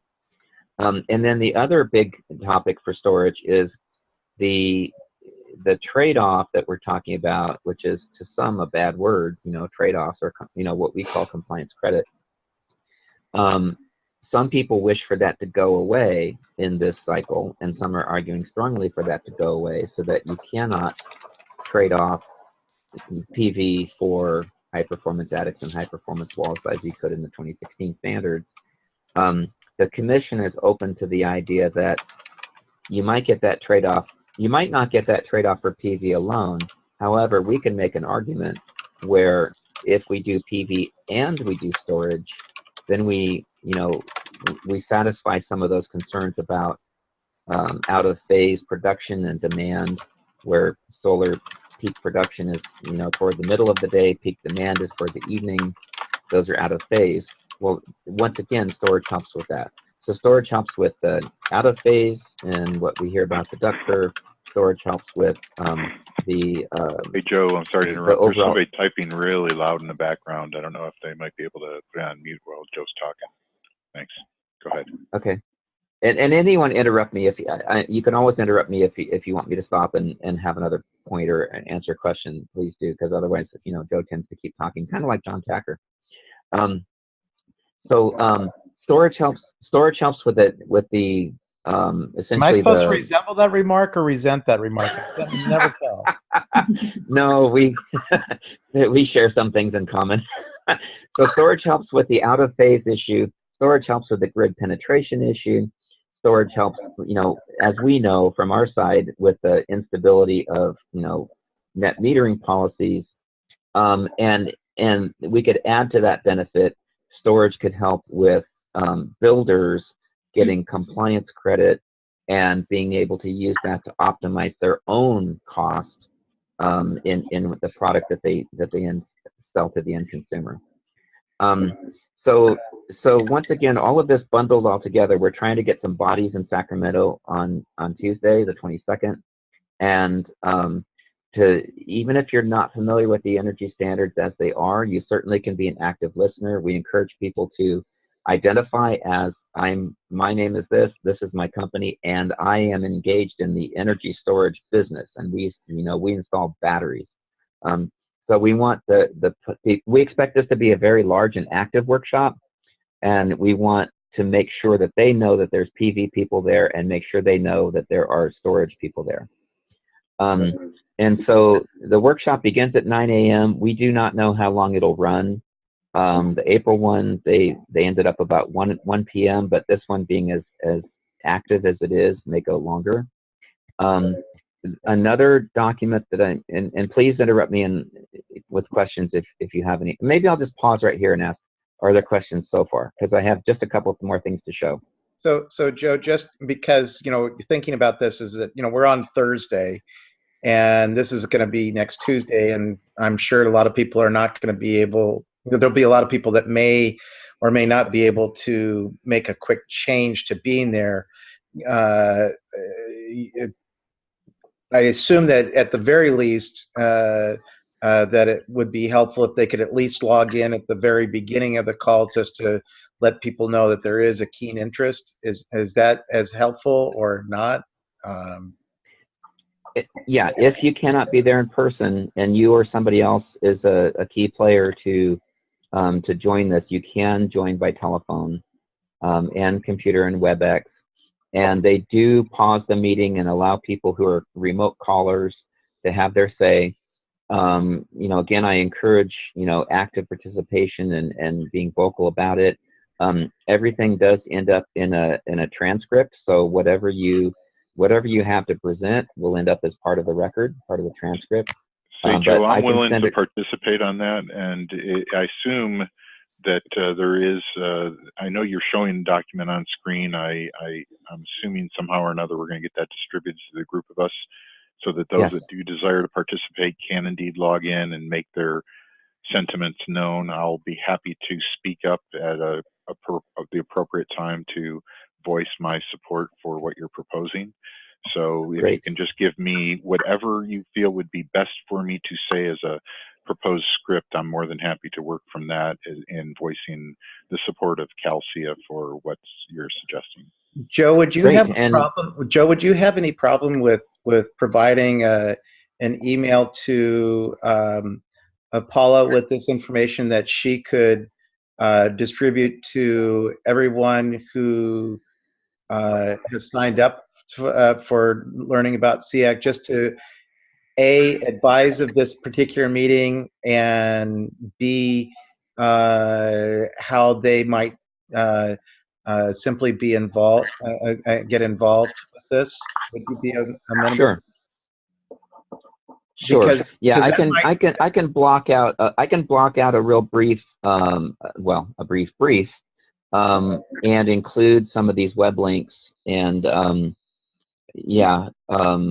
just to kind of give an idea of what we can expect and what why is this important, and what kind of input would be helpful.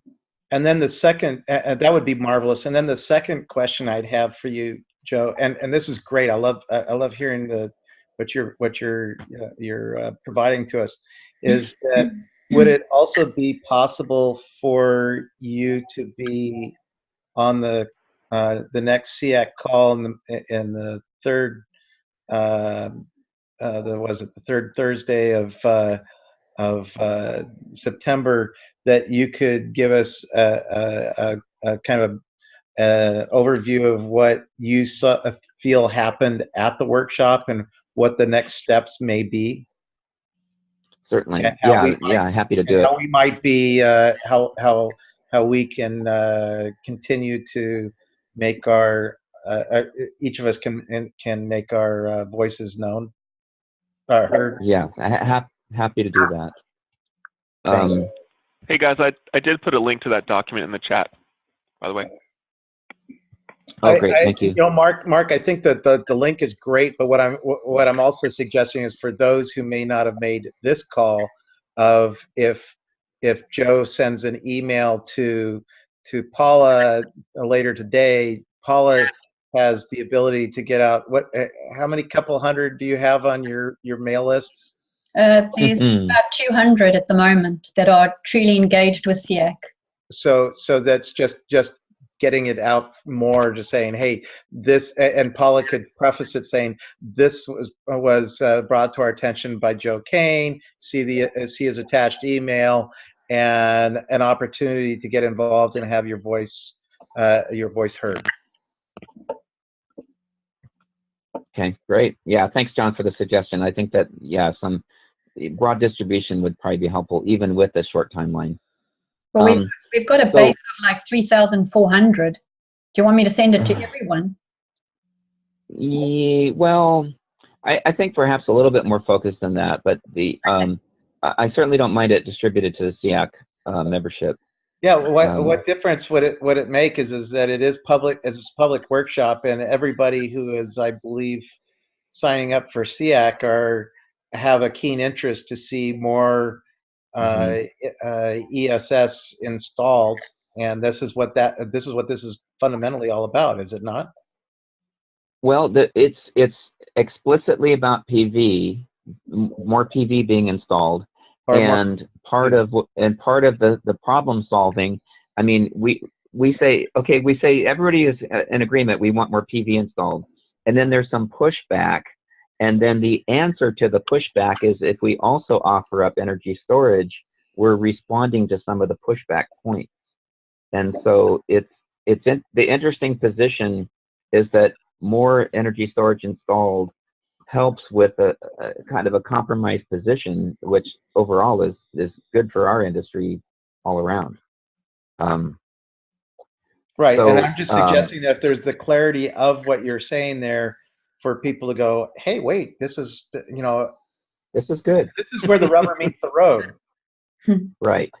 And another big part of this is that whatever starts in California, as some will say, often grows legs and spreads. And so we are seeing these types of things spreading, more specific to PV so far. But the huge business opportunity is if we have more of a building base of energy storage as well to go along with the PV. And then, of course, once we're doing that, we say, well, wouldn't it also make sense to put in that EV charging, system, not just EV ready, but the actual EV charging system with new construction. So we're gonna certainly going to be presenting that as part of the overall picture. And there's many who are receptive to that, and we're trying to bring the builders along with that as well. But it's part of it, is the presentation of, this is the overall picture of a clean energy economy, the overall picture of carbon reduction, and this, as we know, there are many states, many cities, many mayors who are now more keenly interested in doing this than they have been in the past. And did I say that really politically correct? Yes. And so because of this growing interest, we are seeing more activity, and this is one of the next things I'm going to show you of how the momentum is building. So if we start this momentum of this carbon reduction, this greenhouse gas reduction effort, by including these systems, the more we do that, even if it's on a local level, like one city here and one city there, you begin to build an inventory of buildings that are done this way. And then that the momentum builds when the builders say, well, I thought that might be hard, but it wasn't really that hard after all. Or maybe it saved me money. Maybe it saved me more money than I had to spend. So these are where this overall picture is coming in. Just to move along, so I don't take up too much time. One of the other efforts of the California Energy Commission, because they have been saying we're going to get to zero net energy, and now what they're saying is we're going to get close, but we're not going to get all the way. The California Energy Commission came up with this model ordinance language. So it's almost kind of like a model code where it doesn't go into effect until somebody adopts it. But they're putting out there this draft language that a city or county can use to draft into their local ordinance or through their local county board. And here is the language. And if you look at purpose and intent is to install more solar. And so at the time of construction, and so this is out there. And then NRDC actually proposed a similar package related to heating water, which of course brings in the solar thermal or high efficiency heat pumps, ground source, whatever. And so they're making this available so that cities and counties can say, I have a starting point. Hey, look at this language. This looks pretty good. I only want to modify this or this or that. Maybe it's the minimum size of a PV system that's required. I mean, here, for instance, a 2,000 square foot new home, the basic minimum installed capacity, 2.7 kilowatts. Now, you're more likely to install maybe 4 to 6, but this would be the trigger that essentially makes it mandatory as this minimum. Then you're going to size your system from there. One of the questions that has come up is if storage becomes a requirement by whatever mechanism, or it becomes a usable option, is there a minimum capacity of storage that should be stated? Like, you qualify to do this. But one scenario, you can get compliance credit for storage, but only if you have a minimum installed capacity of X. And when I've been surveying people, we came up with okay, well, I don't want it to be only one manufacturer in the capacity that they have in their standard offering, but I want to have a threshold that many manufacturers could satisfy. And so what we came up with was installed capacity of 6 kilowatt hours as a minimum threshold. Now, that again is very small, just like this 2.7 is very small, but it's the minimum installed capacity to qualify, and then your actual system is going to be based on what the demand. So this is a scenario that has been picked up by it's again building momentum. Now I'm switching, and I'll send another link. This link is from a commission page that local ordinances exceeding the 2016 standards, which just came into effect January 1st of this year, and you can already see the ones that, the one that just came through is City of Lancaster has put in an application to the commission, and it is specifically related to PV. And the ones that have already been approved by the commission, you can see whether they were efficiency measures above and beyond code, or whether they were efficiency and solar. And you can see that we're getting momentum on solar requirements, whether it's solar mandatory, whether it's zero net energy mandatory. City and County of San Francisco, Santa Monica, we've been hearing about, Fremont we've been hearing about, and this is building momentum. So that's the overall big picture of the opportunity. And of course, during this workshop on Tuesday, we're going to hear we're likely to hear the pushback points. Oh, well, we don't want anybody to be able to trade off anything for insulation. Therefore, we don't want this, what the solar industry is proposing about solar plus storage. Those are where you may, and part of what we would be looking for in the testimony is, of course, how is this good for society? How is this good for industry? How is this good for manufacturers? How is this good for builders? And then a lot of the testimony may well be reactive based on what you hear from either commission reports or from other stakeholders that provide testimony. So I know I talked a lot, and that's a lot of stuff. But if there's, once again, I'll stop there. And if there's any questions, feel free to contact me individually and personally if you wish for a little more background. But other than that, what questions might you have? No question so much for me, Joe. Everything you explained is quite clear. Probably the biggest concern I have is follow-ups as to how we engage enough participants to be at this meeting on Tuesday, call in, voice commentary that's productive. So what I'm hoping we can do is just provide some clear action steps for folks that have the desire to support this effort. Right, right. Point taken. Yeah, some guidance for not only be there or call in, but what would be most helpful. What would be most helpful for us to say or to type into the chat window? Would it be better to say it, type it, email it? You know, just provide a bit of guidance on that, and I'll, you know, put the word out to the CalSEA Codes and Standards Committee members that this is taking place, and try, if there's a document we can use to give them that guidance. Yes, and Jeff, as you mentioned, we do have this kind of CalSEA oriented, you know, kind of a close group call today, and then we have a more open call tomorrow morning that's going to include other stakeholders. Like I said, we are working with building industry and just trying to gain other support. Yep. And Kelly Knudsen from CalSEA will be present. He'll be there.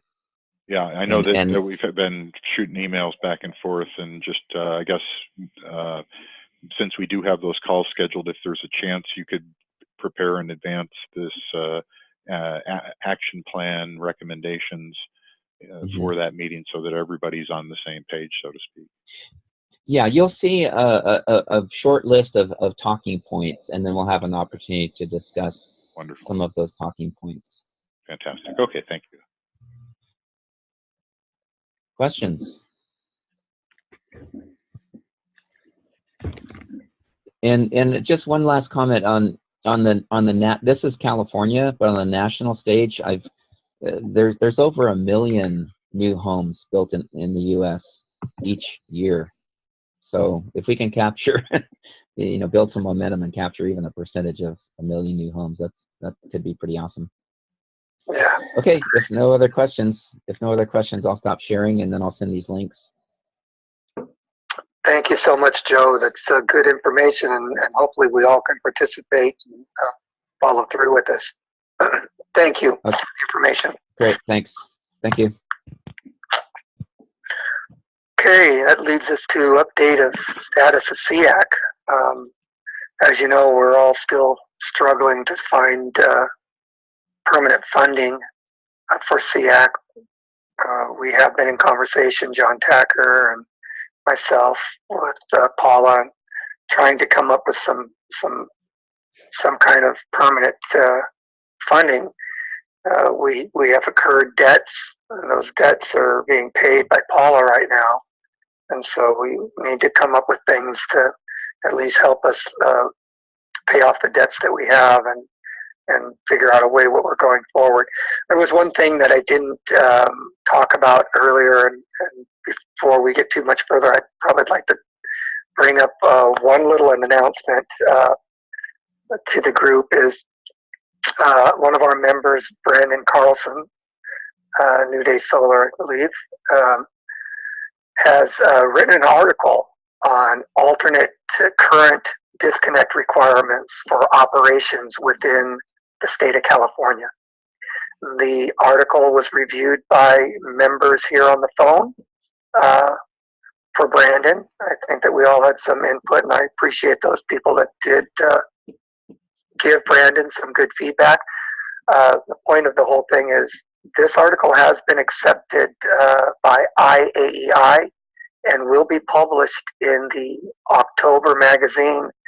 And the very end of the article, Brandon does state who he works for, and that he is a member of the Sustainable Energy Action Committee.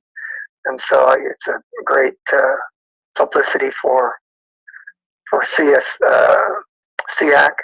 And really, when you guys see this article, he has some great photos that demonstrate the non-common sense approach of all these extra disconnects that jurisdictions are adding requirements to. And so what a great article. I hope and encourage everybody to look at it.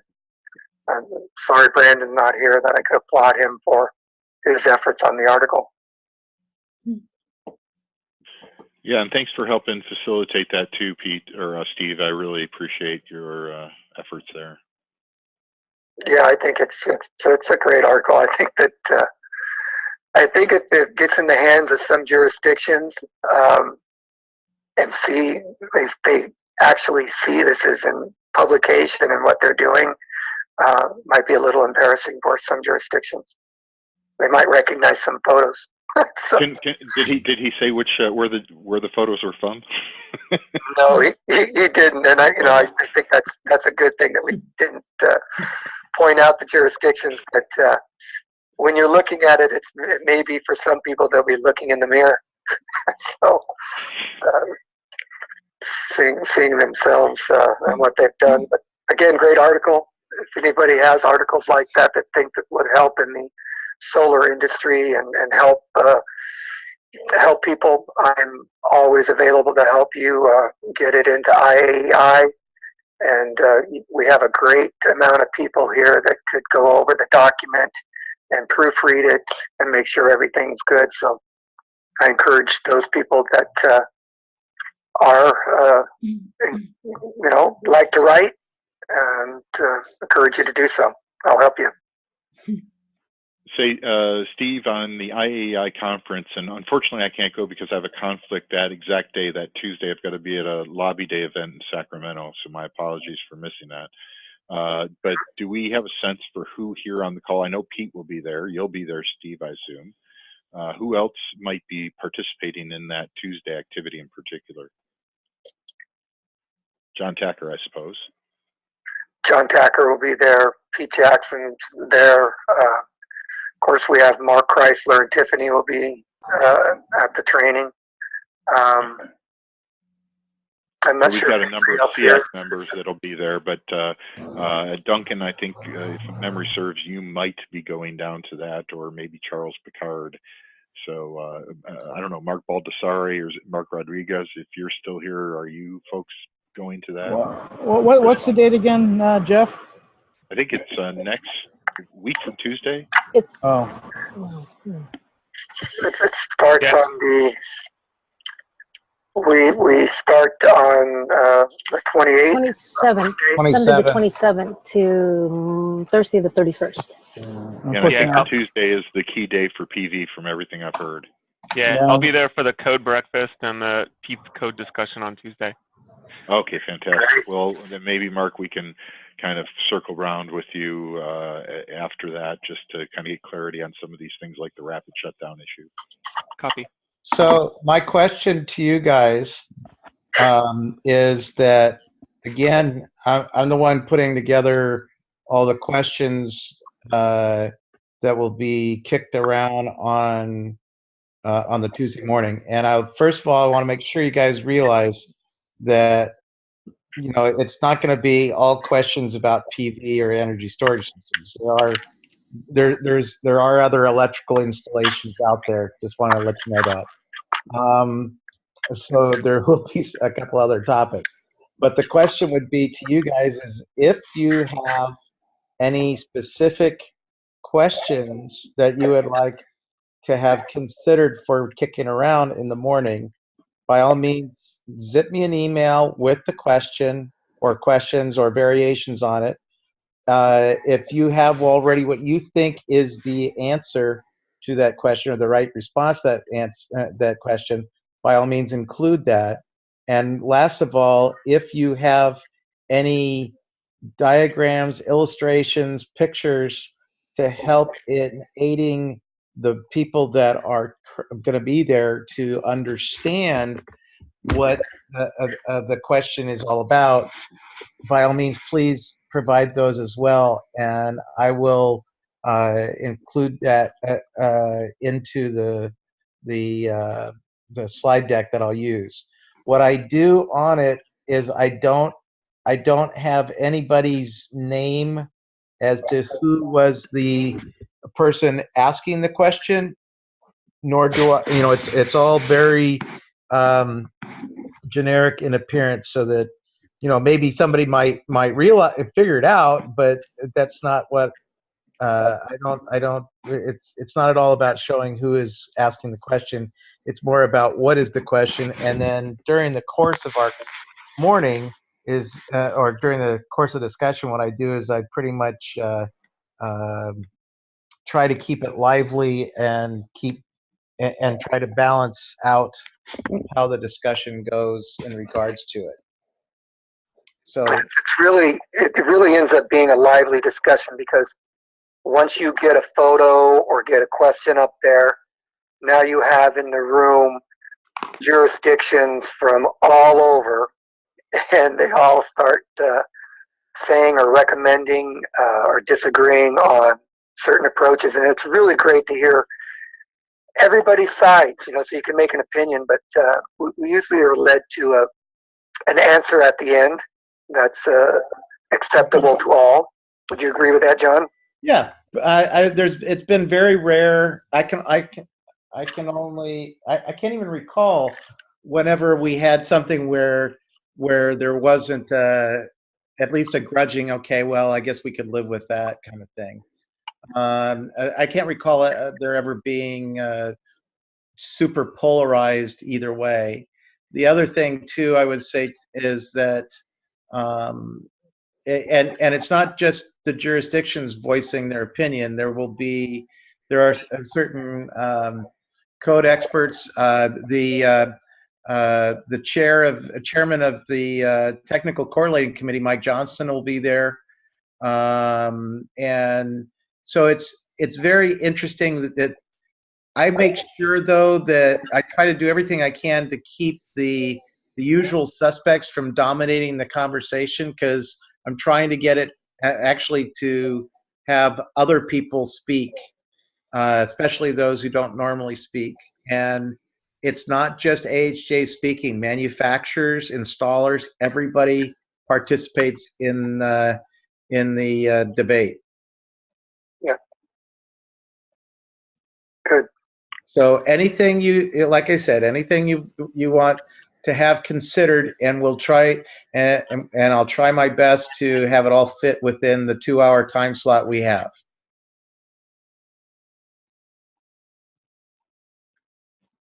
Okay, good.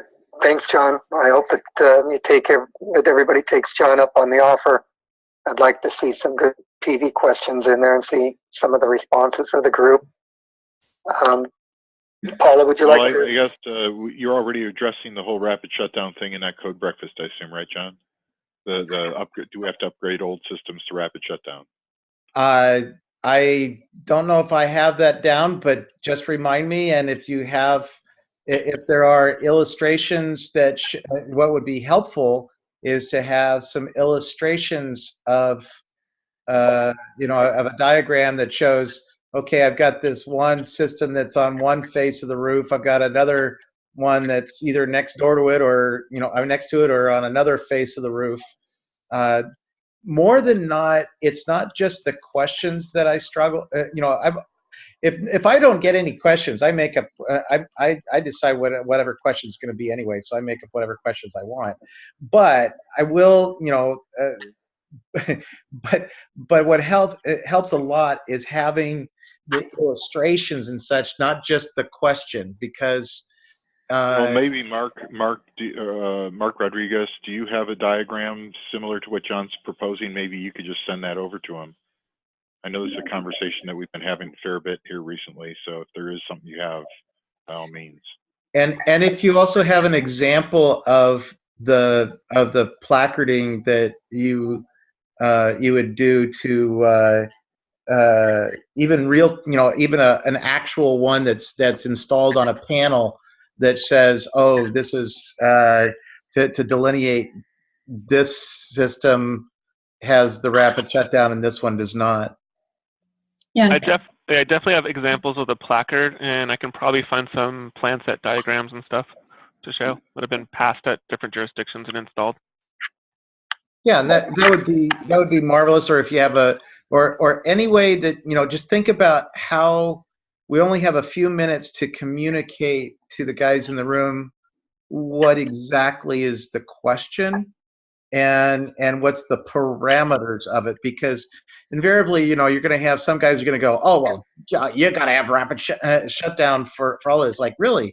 So then, I might even have some fun needling them a little bit if, depending on where it goes, I'd go, well, okay, so let me get this straight. So once the code changes, you're going to go in and you're going to go into a building and you're going to require everything to be upgraded to the new code. No, you're not going to do that. You're only going to be dealing with the new installation, or unless there is a significant hazard right at the moment that's staring you in the face, right, Steve? I mean, if you walked into a building and there was a whole bunch of exposed wiring, and the code now does not allow that exposed wiring, you would be going, okay, well, that's probably something that needs to be fixed. But this doesn't qualify in that realm of, gee, I've got a significant hazard. You don't. Yeah. Do you want me to email that to someone? Email it to me. Okay. You've got my email address. Any suggestions that you have? And what I want to also make clear is that we're, like I said, there'll probably be about, usually there's about 8 or 9 questions that we're going to try to go through in about 2 hours. And I am totally great with having a couple of those, or having even up to a third or so of the questions being very specific for PV and energy storage systems. But I also want to make sure not to have it completely dominated by that. But it still is an opportunity for those things to be brought up. And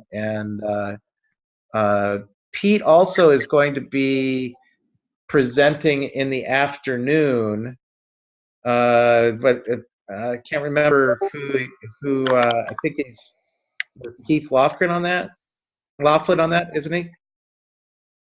But anyway, Pete's doing a presentation in the afternoon that's going into depth on PV. And Pete says we will cover rapid shutdown for legacy systems in the PM presentation. So right. And so what our thought was, Pete and I were kicking around is that we would just kind of do a teaser in the morning on this, and kind of flush out a few things in the morning, and then Pete would bring it on home in the afternoon. So it would be good to have at both ends.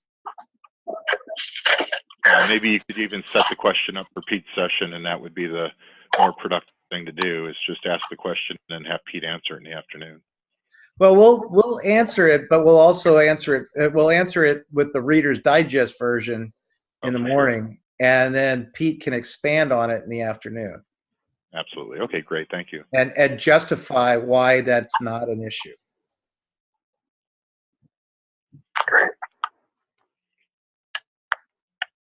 Great. Paula, do you have anything to add? Well, I just wanted to, we went off the topic of update on the status of SEAC a little bit, but I just want to hammer home a little bit that the stark reality of SEAC is that we are not funded right now. And we are a casualty of circumstance for the second time, which happened in May.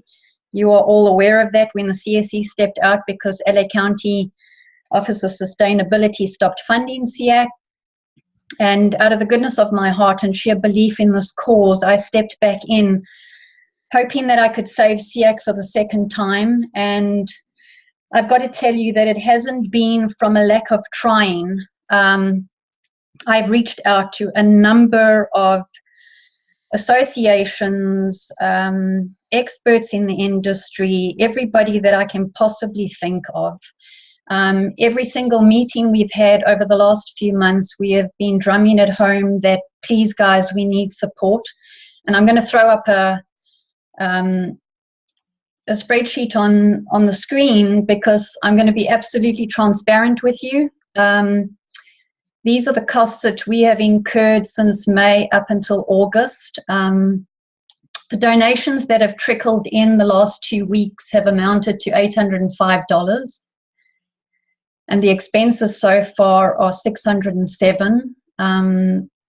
But, you know, guys, this doesn't include my labor hours. So right now I am working for free, and if you take $198 and you divide it by 350 hours, it's like I'm working for 56 cents per hour, which is way below the poverty line. And the reality is that if we cannot get funding to save SEAC, I seriously need to bow out. It's time to look after Paula, and unfortunately, that's the predicament we are sitting in right now. So while I love SEAC and I've done everything that I possibly can, the stark reality is that that is the situation we sit with right now. And I appreciate the donations that have come in. I appreciate all the work that all of you guys do. I understand that it's all voluntary. But as a consultant, having to devote most of my hours to SEAC means that I cannot earn them. And so I'm just stating the obvious. We can't kick the can down the road any further. And that's where we sit right now. So, well, a question for you, Paula, on this IAEI conference coming up. Is there any effort being made to have discussions with the powers that be within IAEI about some possible relationship between SEAC and IAEI?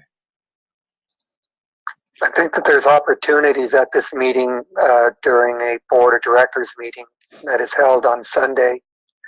And I think that John and I need to talk about that. Might be an opportunity to discuss it with the section members and the chapter members, representatives in the room. Do you agree, John? Oh yeah. In fact, what the rest of you may not be aware is that both Steve and I are on the board of the section, and so we've had that. Steve and I've had some conversation as to how we might do that, of how there might be how SEAC and II can how that relationship might go, and exploring all different possibilities.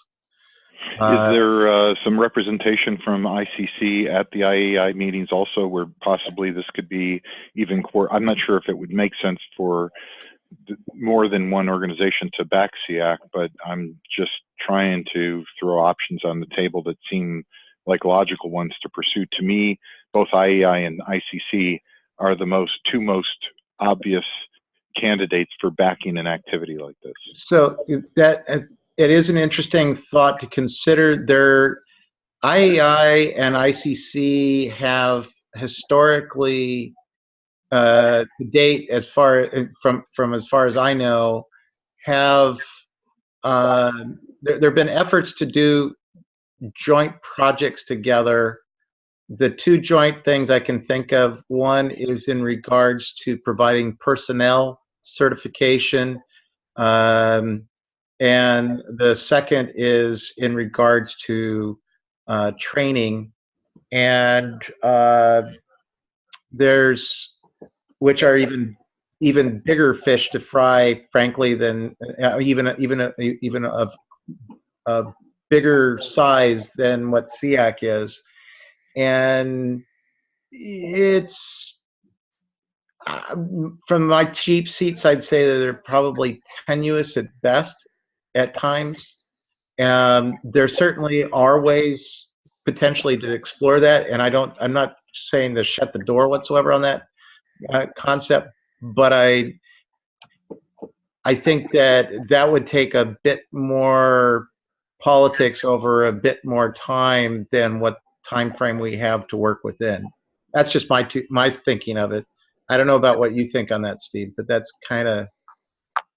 I don't know, but it is an interesting thought, Jeff, because I don't think we've really contacted ICC for any involvement other than we now Paula, have you reached out to them at all? Partner. I'd highly recommend that I would have IAI make that overture to ICC, because frankly, I won't disagree, and I've thrown the idea on the table, and my hope is that it can be discussed at the upcoming Southwest section meeting. It seems like one of I totally agree with that, and because I'm just kind of in the be careful what you wish for because you just might get it. Can also happen too. So it's not if Paula just went into ICC, ICC has a very large organization and has some interesting ways about it. And I'll just leave it at that. I got to be careful. Well, it's good enough. Good enough. I'm just hoping that this can be addressed at the IEA Southwest section meeting. It'll definitely be addressed like it can be at the meeting. Yeah. That's not a problem because of both Steve's and my involvement in this organization as well as our involvement in the IAI organization. As well it seems core to the mission of the IAI is what I'm saying. When you look at what they are intended to do, this to me seems incredibly relevant to what the IAI is, what their mission is. Totally agree with you. Totally agree. Yep. Yeah, I believe that, there's not a hell of a lot of clean energy funding out there for obvious reasons. So whatever has been shared and provided, everybody's latching onto it. And obviously I understand why they might be reluctant to share out as well. So that's another reality. Yeah, I did see that the IRAC, along with IAEI, maybe if Pete's still on the line, he could chime in a little bit about that. But I see that they've switched their IRAC training is kind of switching the gears from electrical inspectors and inspectors and now going after the fire department. So their new round of training will be going to fire departments. And so I don't know what that does for the inspector groups any longer. Peter, are you still on the line? Can you comment on that? And will you be providing that training for the firefighters? And is that where IRAC is going now, more towards fire prevention with PV? I could comment actually on that is that IRAC is really through the STEP program, through the solar training program, they're approaching it's kind of like a suite of different aspects and that are concurrent. They have the one that goes after the plan checking. They have the one that's going after the inspection. They have the one that's going after preparing fire service for in the event where there is a fire that where a PV system is on the scene, whether the PV system was part or not of the of what started everything, and so it's like I said, it's a suite of things. As far as who's training on the firefighter part, I know that Matt Pace was one of the principals involved in putting together what the firefighters need to know, and he was one of the experts involved in developing that. And then also Matt is one of the trainers. Another one is David Lowry, that I think that several of the SEA members on this call I think would recognize. David is from Colorado, fire marshal there. And those are the two I know offhand, because I actually asked Mary Lawrence at IREC as to regarding this, and that was the feedback that I got. Well, to address your questions, Pete responded. He said IREC STEP training includes both fire and inspectors. They are parallel programs. IREC is not dropping the inspector perspective. In fact, we are working on a new product now. Stay tuned. Yep. All right. Good news. So basically, I said the same thing that Pete did, but with some other things in there. But yes, that's it's not. It simply is that my understanding too, and is that they came out with they did their first product, the plan check, and then they came out with their second product, the inspection. Come out the third product, the fire service. Doesn't mean that that they're now that they lost interest on the previous ones. It's just they keep on building, adding to their overall stable of programs. John, this is Joe. I think that the third module was the designer training, which is done by BCAP, Building Codes Assistance Project. Thank you. Yeah, that's right. You're right. But what I'm saying is, though, is that it's not favoring one or the other of any of those. It's simply they're all definitely important perspectives. And they were actually independent teams that developed those three modules and others. That's true too. So yeah, to answer your question, Jeff, I think that we can discuss it and see what avenues there are available there. Wonderful. But we need to we all need to think about this and what we can do. It breaks my heart to think that there would be no more SEAC, because I just see what a great what this does for the industry. To me, it's been a great thing. I hate to see it go away. Well, and I'll ask Paula, since I certainly appreciate where you're coming from, Paula. If you're not making enough money to justify staying in this, then you can't administer it. At the same time, if you aren't administering it, and 3 or 4 months later, somebody like IAI sees the value in what this can do for them, in my assumption is we can start the process right back up again, as long as we don't have like a year that goes by. But is that an option that you consider? Yeah, I mean, I've looked at it, and Steve and I have had some conversations offline.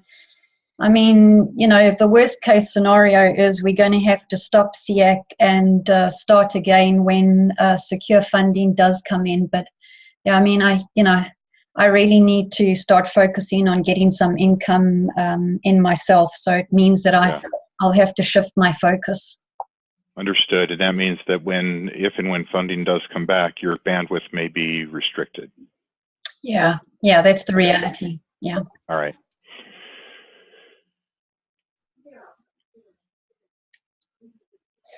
Yeah. Well, I think that that a lot of things there's a lot of open-ended stuff at the moment with all that we've been talking about, and it seems like a lot more will be more in focus after on some of these things, at least after the Southwestern section meeting the end of this month. Yeah, I mean, I kind of think that, unfortunately, the precedent was set right in the beginning when SEAC was started, that everybody expected that it would always be funded and facilitated and administered by something else.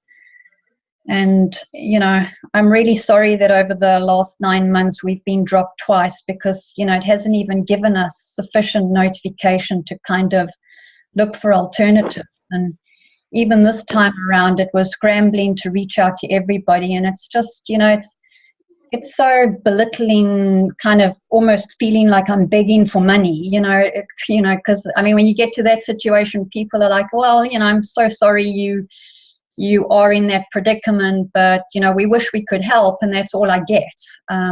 So. Well, and fundamentally, you've identified.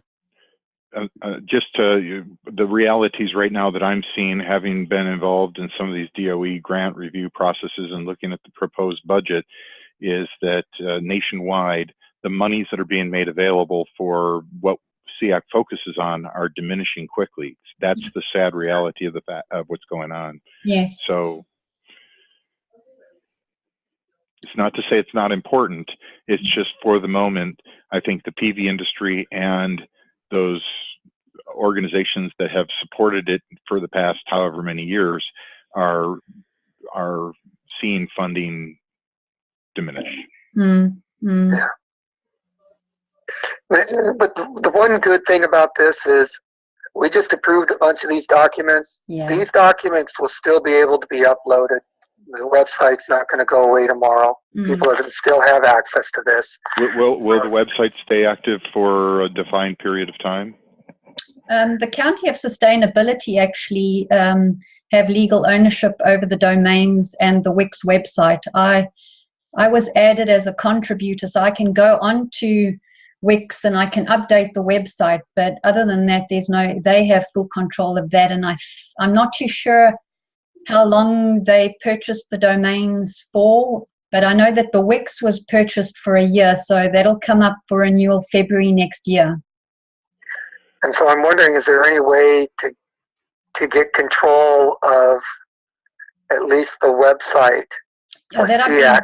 That I've been trying to do by involving Lindsay of the CSE, right, and those who replaced Howard Choi when he stepped down as general manager, and I've had no such luck as them coming back to say what they intend to do with the domains or the Wix. So I'm not sure at this stage. So, well, and it sounds to me that would be an important discussion for us to have sooner rather than later, because I've for a long time wondered who owns SEAC. And the last update I heard after asking that question a number of times is that the County of LA, in essence, is the one who owns it. It owns the content, it owns the products we've produced. And my question is, if SEAC isn't supported in that regard by the County of LA, does it get shut down and nobody could ever use that name, and all the content that's been created is eliminated from the face of the earth? We need to know that. Yeah, that's what we're trying to. I've been pushing. I mean, Steve's been copied in on all those emails, and unfortunately, it's not a priority. It's not a sense of urgency for them. I keep on getting told, well, this one's away, we'll get back to you, and it's week after week after week. And I know how, the wheels turn very slowly there. I mean, even last year when they dropped us in September, I was only provided notification in January what to do with the material. So that's what I would suggest then is that any of the documents that have ever been on the SEAC website, at the very minimum, Paula, they if the objective of this group is to continue forward in the event that funding isn't found and there's the effort to restart it 3 months later, I don't want to have those documents disappear irretrievably. As long as we have the products, which consist of, correct me if I'm wrong, there's probably about 10 documents with the newest ones added that are the work of what SEAC has done. If we can get those 10 documents put into a safe place, so if LA County says we're done and this group or some group wants to restart the work, they have all that material, and in theory they could recruit the same group of people that is participating now, and we can pick up where we left off, and maybe we'll call it something other than SEAC, but we would use the exact same material created by SEAC. If LA wants to legally contest that, I'd like to know.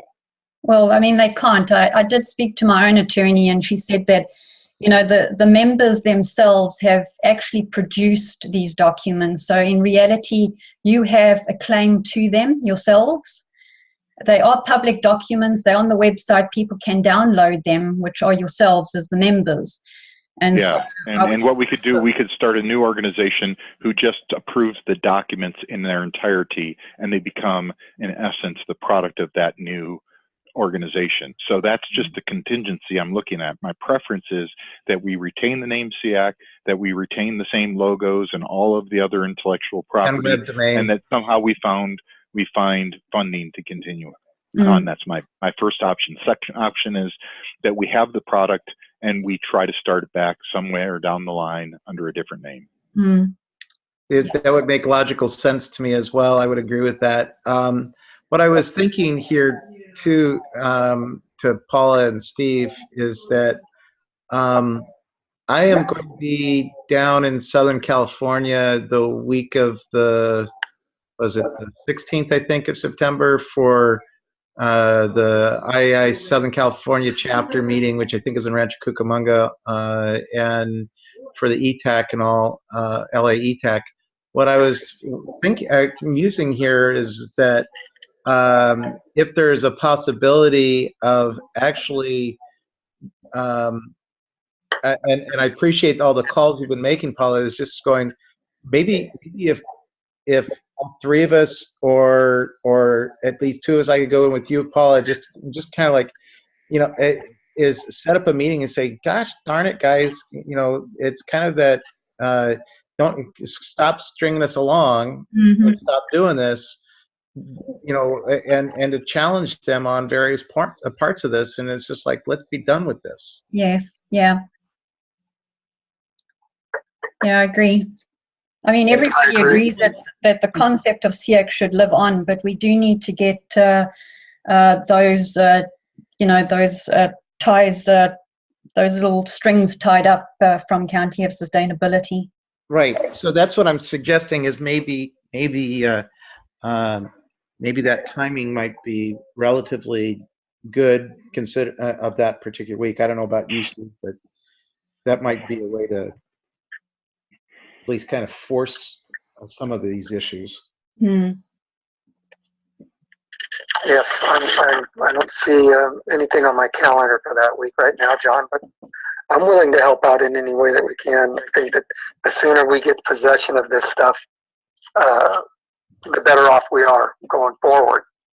And so I know it hasn't been easy because I've seen all the emails that Paula has written. But we need to do something. And I think sounds like everybody's agreement that we need to do something. I like the idea of going in and kicking tables and overturning tables and kicking chairs. It's rather fun sometimes.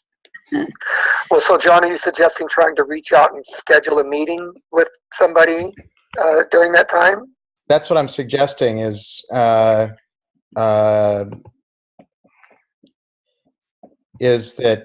like on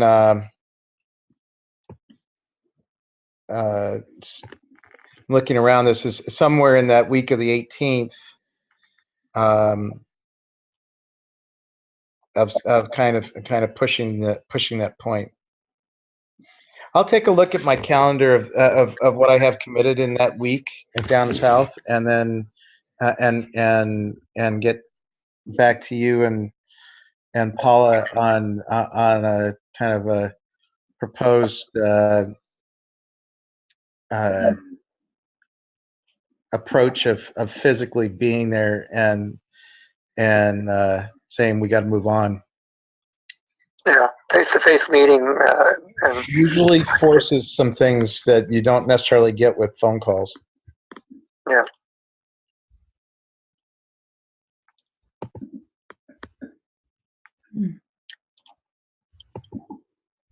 Anybody else have anything to say? I think James Cormier can. James, can you talk now? James? Oh, I don't know. James said that he was muted. I unmuted him, but sorry.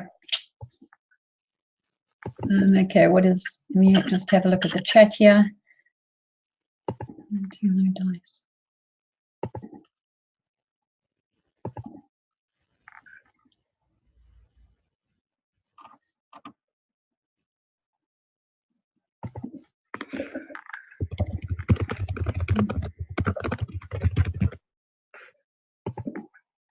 Oh, okay.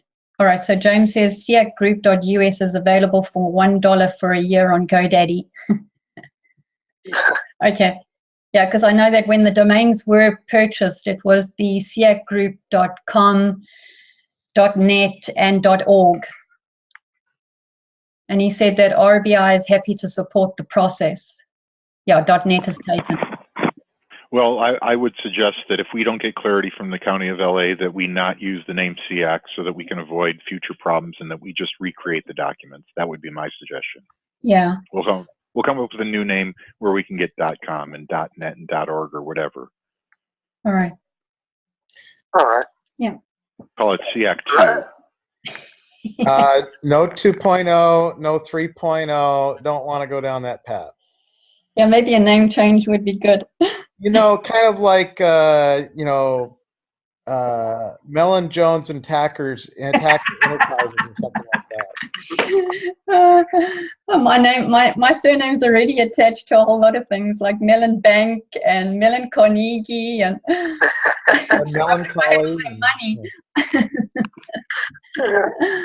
Well, to me, I'm glad to hear that there's people still in this group that are committed to seeing it go forward and see the value in it. Obviously, that's why you're here today. Yeah. And so, and it's why I'd like to see the IAEI be the organization that heads it, because it does so many good things for so many sides. It's such a win-win if the funding can be managed. And I see this in essence as doing what the IAEI already strives to do, which is getting clarity on important issues of electric code compliance. That's predominantly what we're focused on, granted, and not just electric. I mean, obviously we have building code considerations, fire code, but my hope is that the IAEI sees the core of what we do as valuable to their primary mission. Yeah, I agree with that. I think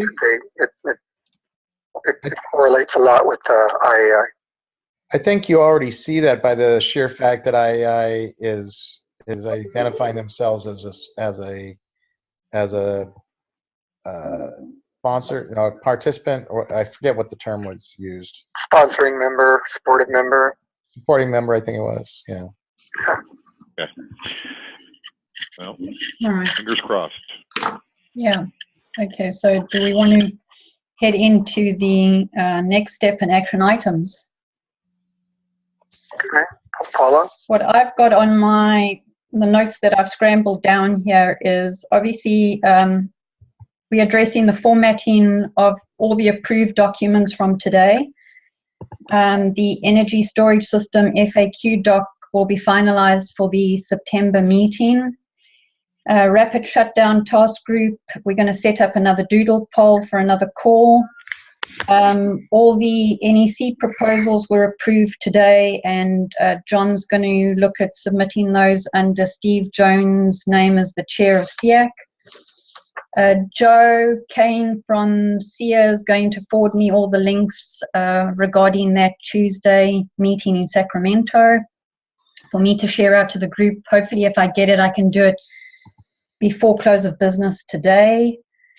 And John, Steve, and myself are going to approach County Sustainability to get closure on SEAC and work out a plan going forward. So thank you guys for all your support. And Paula, you don't have a meeting invite for Thursday the 21st, not yet, right? What do you mean for our next meeting? Yeah, September 21st.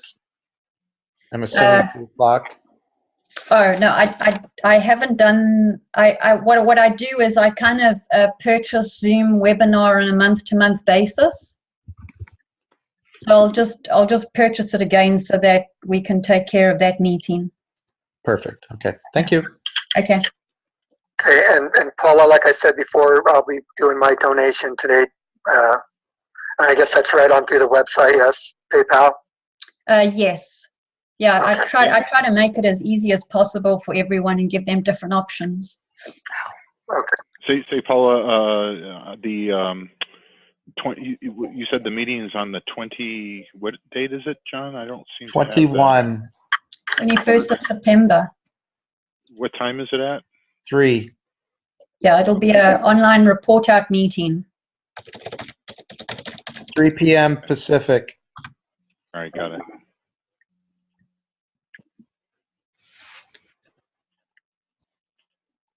Okay.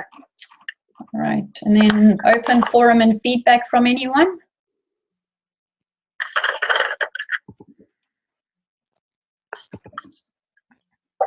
Got some work to do.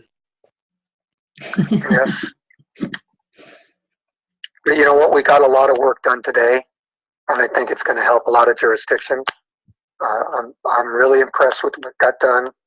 It took a long time for all these committees to work through this.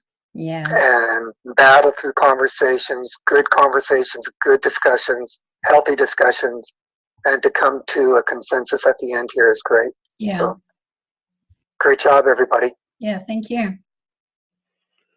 Thanks for everybody's patience. Yeah. So if there's nothing else, I'll entertain a motion to adjourn. Motion to adjourn. Second. Okay, so moved. Thank you, everybody. Hope we all can stay in contact and pray for the best. Yes, maybe a Thanks, miracle Steve. will happen. Thanks, Paula. Thank you, Thanks, everyone. guys. Thank you. Thanks, everybody. See you next Bye. Thank you. 28th. Thank you, everyone. All right. Thanks. Bye-bye. Bye-bye.